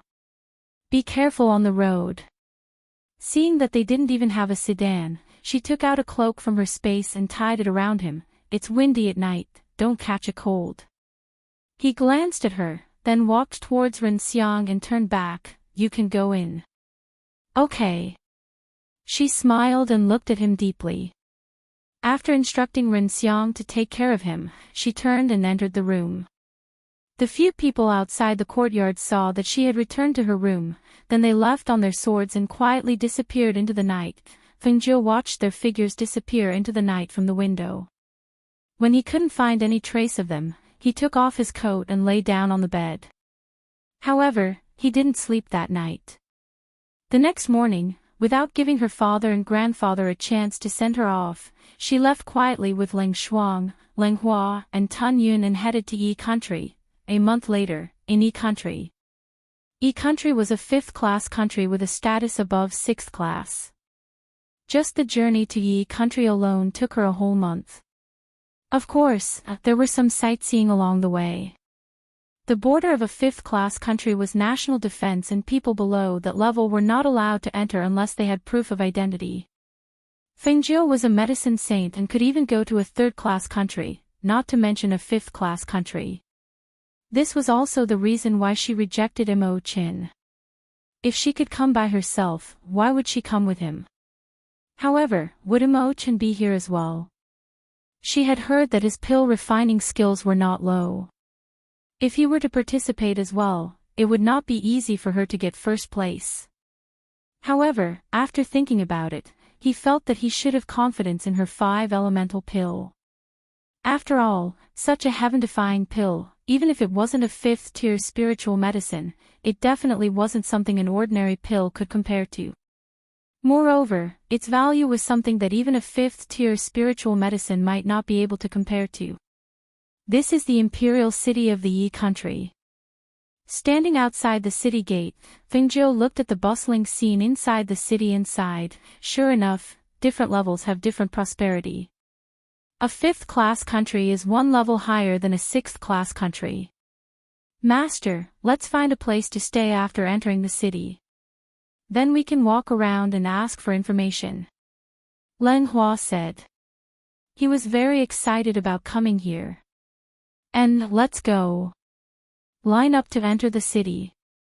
She gestured and joined them in the line, waiting to pay the entrance fee and enter the city.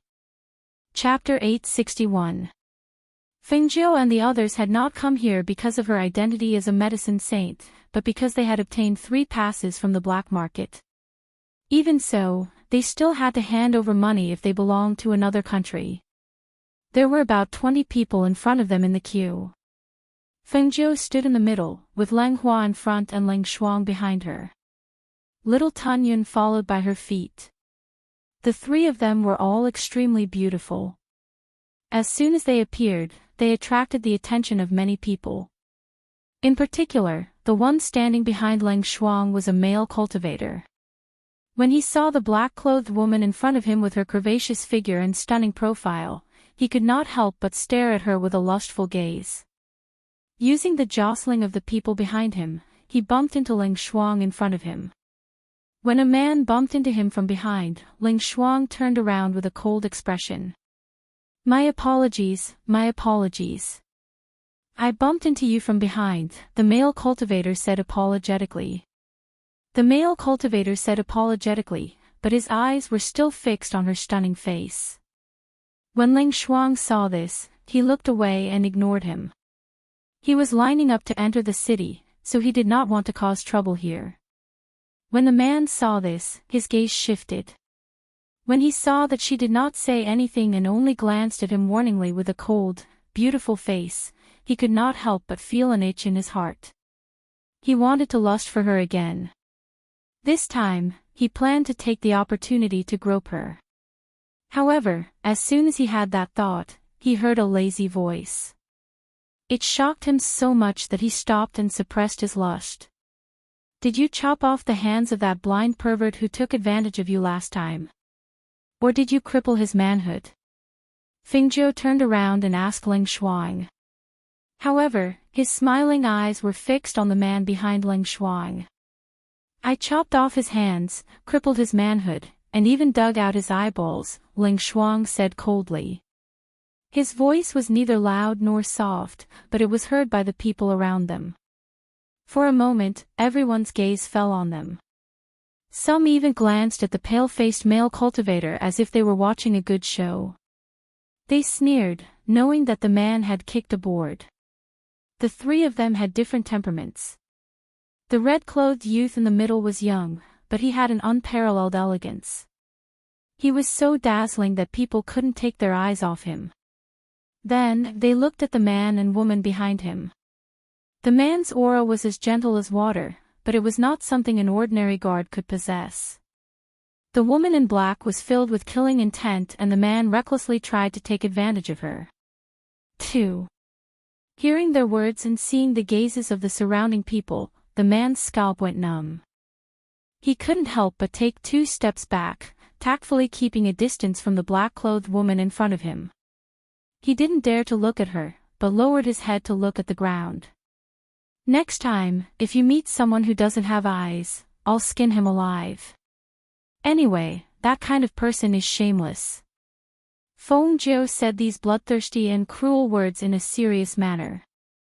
These words were terrifying to the ears of the cultivators, but to the ears of the commoners, the effect was even more different. Some of the commoners who heard them looked at them in horror and distanced themselves from them. Chapter 862. Unexpectedly, his smile sent chills down everyone's spines. Their expressions changed and none of them dared to look at him again.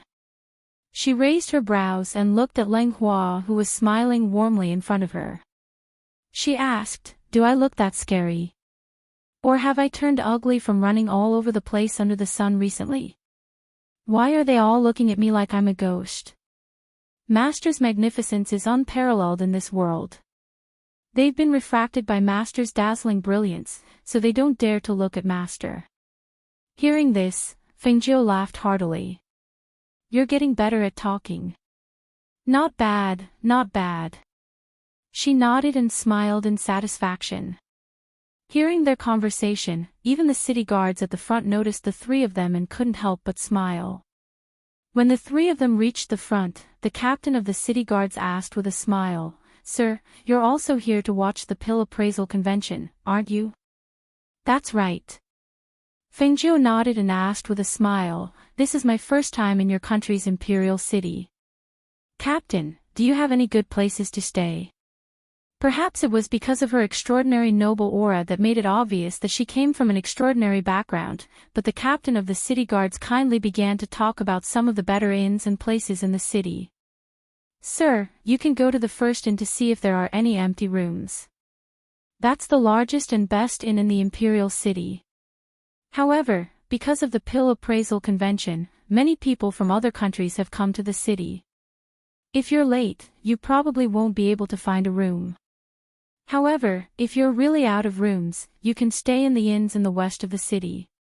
Most of the inns in that area have a good view of the scenery west of the lake, so it's not bad." Hearing this, Fengjiu nodded with a smile and looked at Leng Hua. "Didn't we buy some wine on the way here? Give this captain a jar." "Yes." Leng Hua responded and took out a jar of wine from his Qinquan pouch and handed it to the captain. Big brother, please accept it. The captain was flattered and quickly waved his hand. No, no, I'm only moving my lips. How could I receive such a good jar of wine from sir? It doesn't matter. My master said that he would treat Big Brother to a drink, so Big Brother should just accept it. He stuffed the jug of wine into his arms and followed his master's footsteps, leaving together. Seeing this, the captain felt a burst of joy and gratitude. As city gate guards, some of the young masters of aristocratic families or powerful cultivators had never treated them well. He didn't expect that just by exchanging a few words with this red-clothed young master, he would give him a jar of good wine. He held the wine in his arms. Under the envious gazes of the crowd, he retreated to the side. He opened the bottle and took a sniff. A rich wine aroma filled the air. Just by smelling this wine, one could tell that it was extraordinary. Perhaps it was because of Fingzhou's generosity, but after one of the cultivators entered the city, he quickened his pace and caught up with the people in front of him. Young master, please wait. The cultivator shouted while running towards Fingzhou. In front of him, Fingzhou stopped and turned around. His gaze swept past the cultivator and he asked, "Is there something you need?" The cultivator smiled embarrassedly and said somewhat embarrassedly, "Young master, I also came from another country. It's just that it's a long journey and I've almost used up all my traveling expenses. I was wondering if young master could lend me some money." Hearing this, Fingzhou was slightly stunned. He asked, "What did you say? Did she mishear?" "This. I want to borrow some money from young master." Chapter 863. However, in the next moment, the slightly embarrassed cultivator took out a ginseng from his chinkuan pouch. "Young master, this is an old ginseng. It's a purebred wild ginseng. Just look at the texture, the pattern, and the smell of the ginseng. You can tell it's good stuff. If young master doesn't want to lend it to me, it's fine. I'll sell it to young master. This kind of good stuff can't be bought even with 10,000 silver coins. Since young master and I are fated to meet, I'll sell it to young master for 5,000. Fengzhou glanced at the ginseng and said with a faint smile, "No need. I don't need this.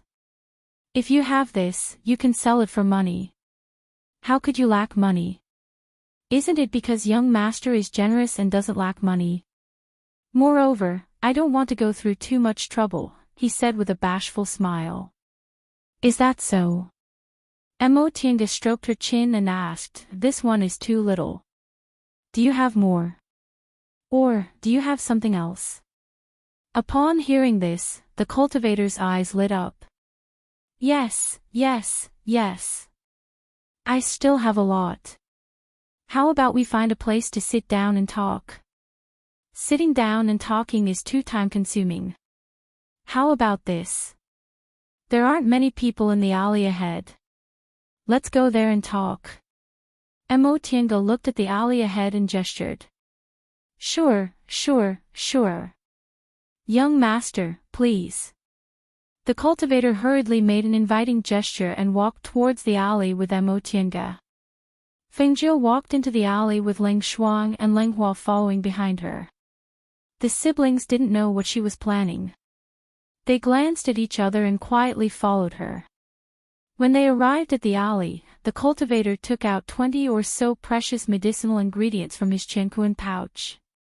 Among them, there were several old ginseng. He placed them on the ground and looked at Fengzhou. "Young master, take a look.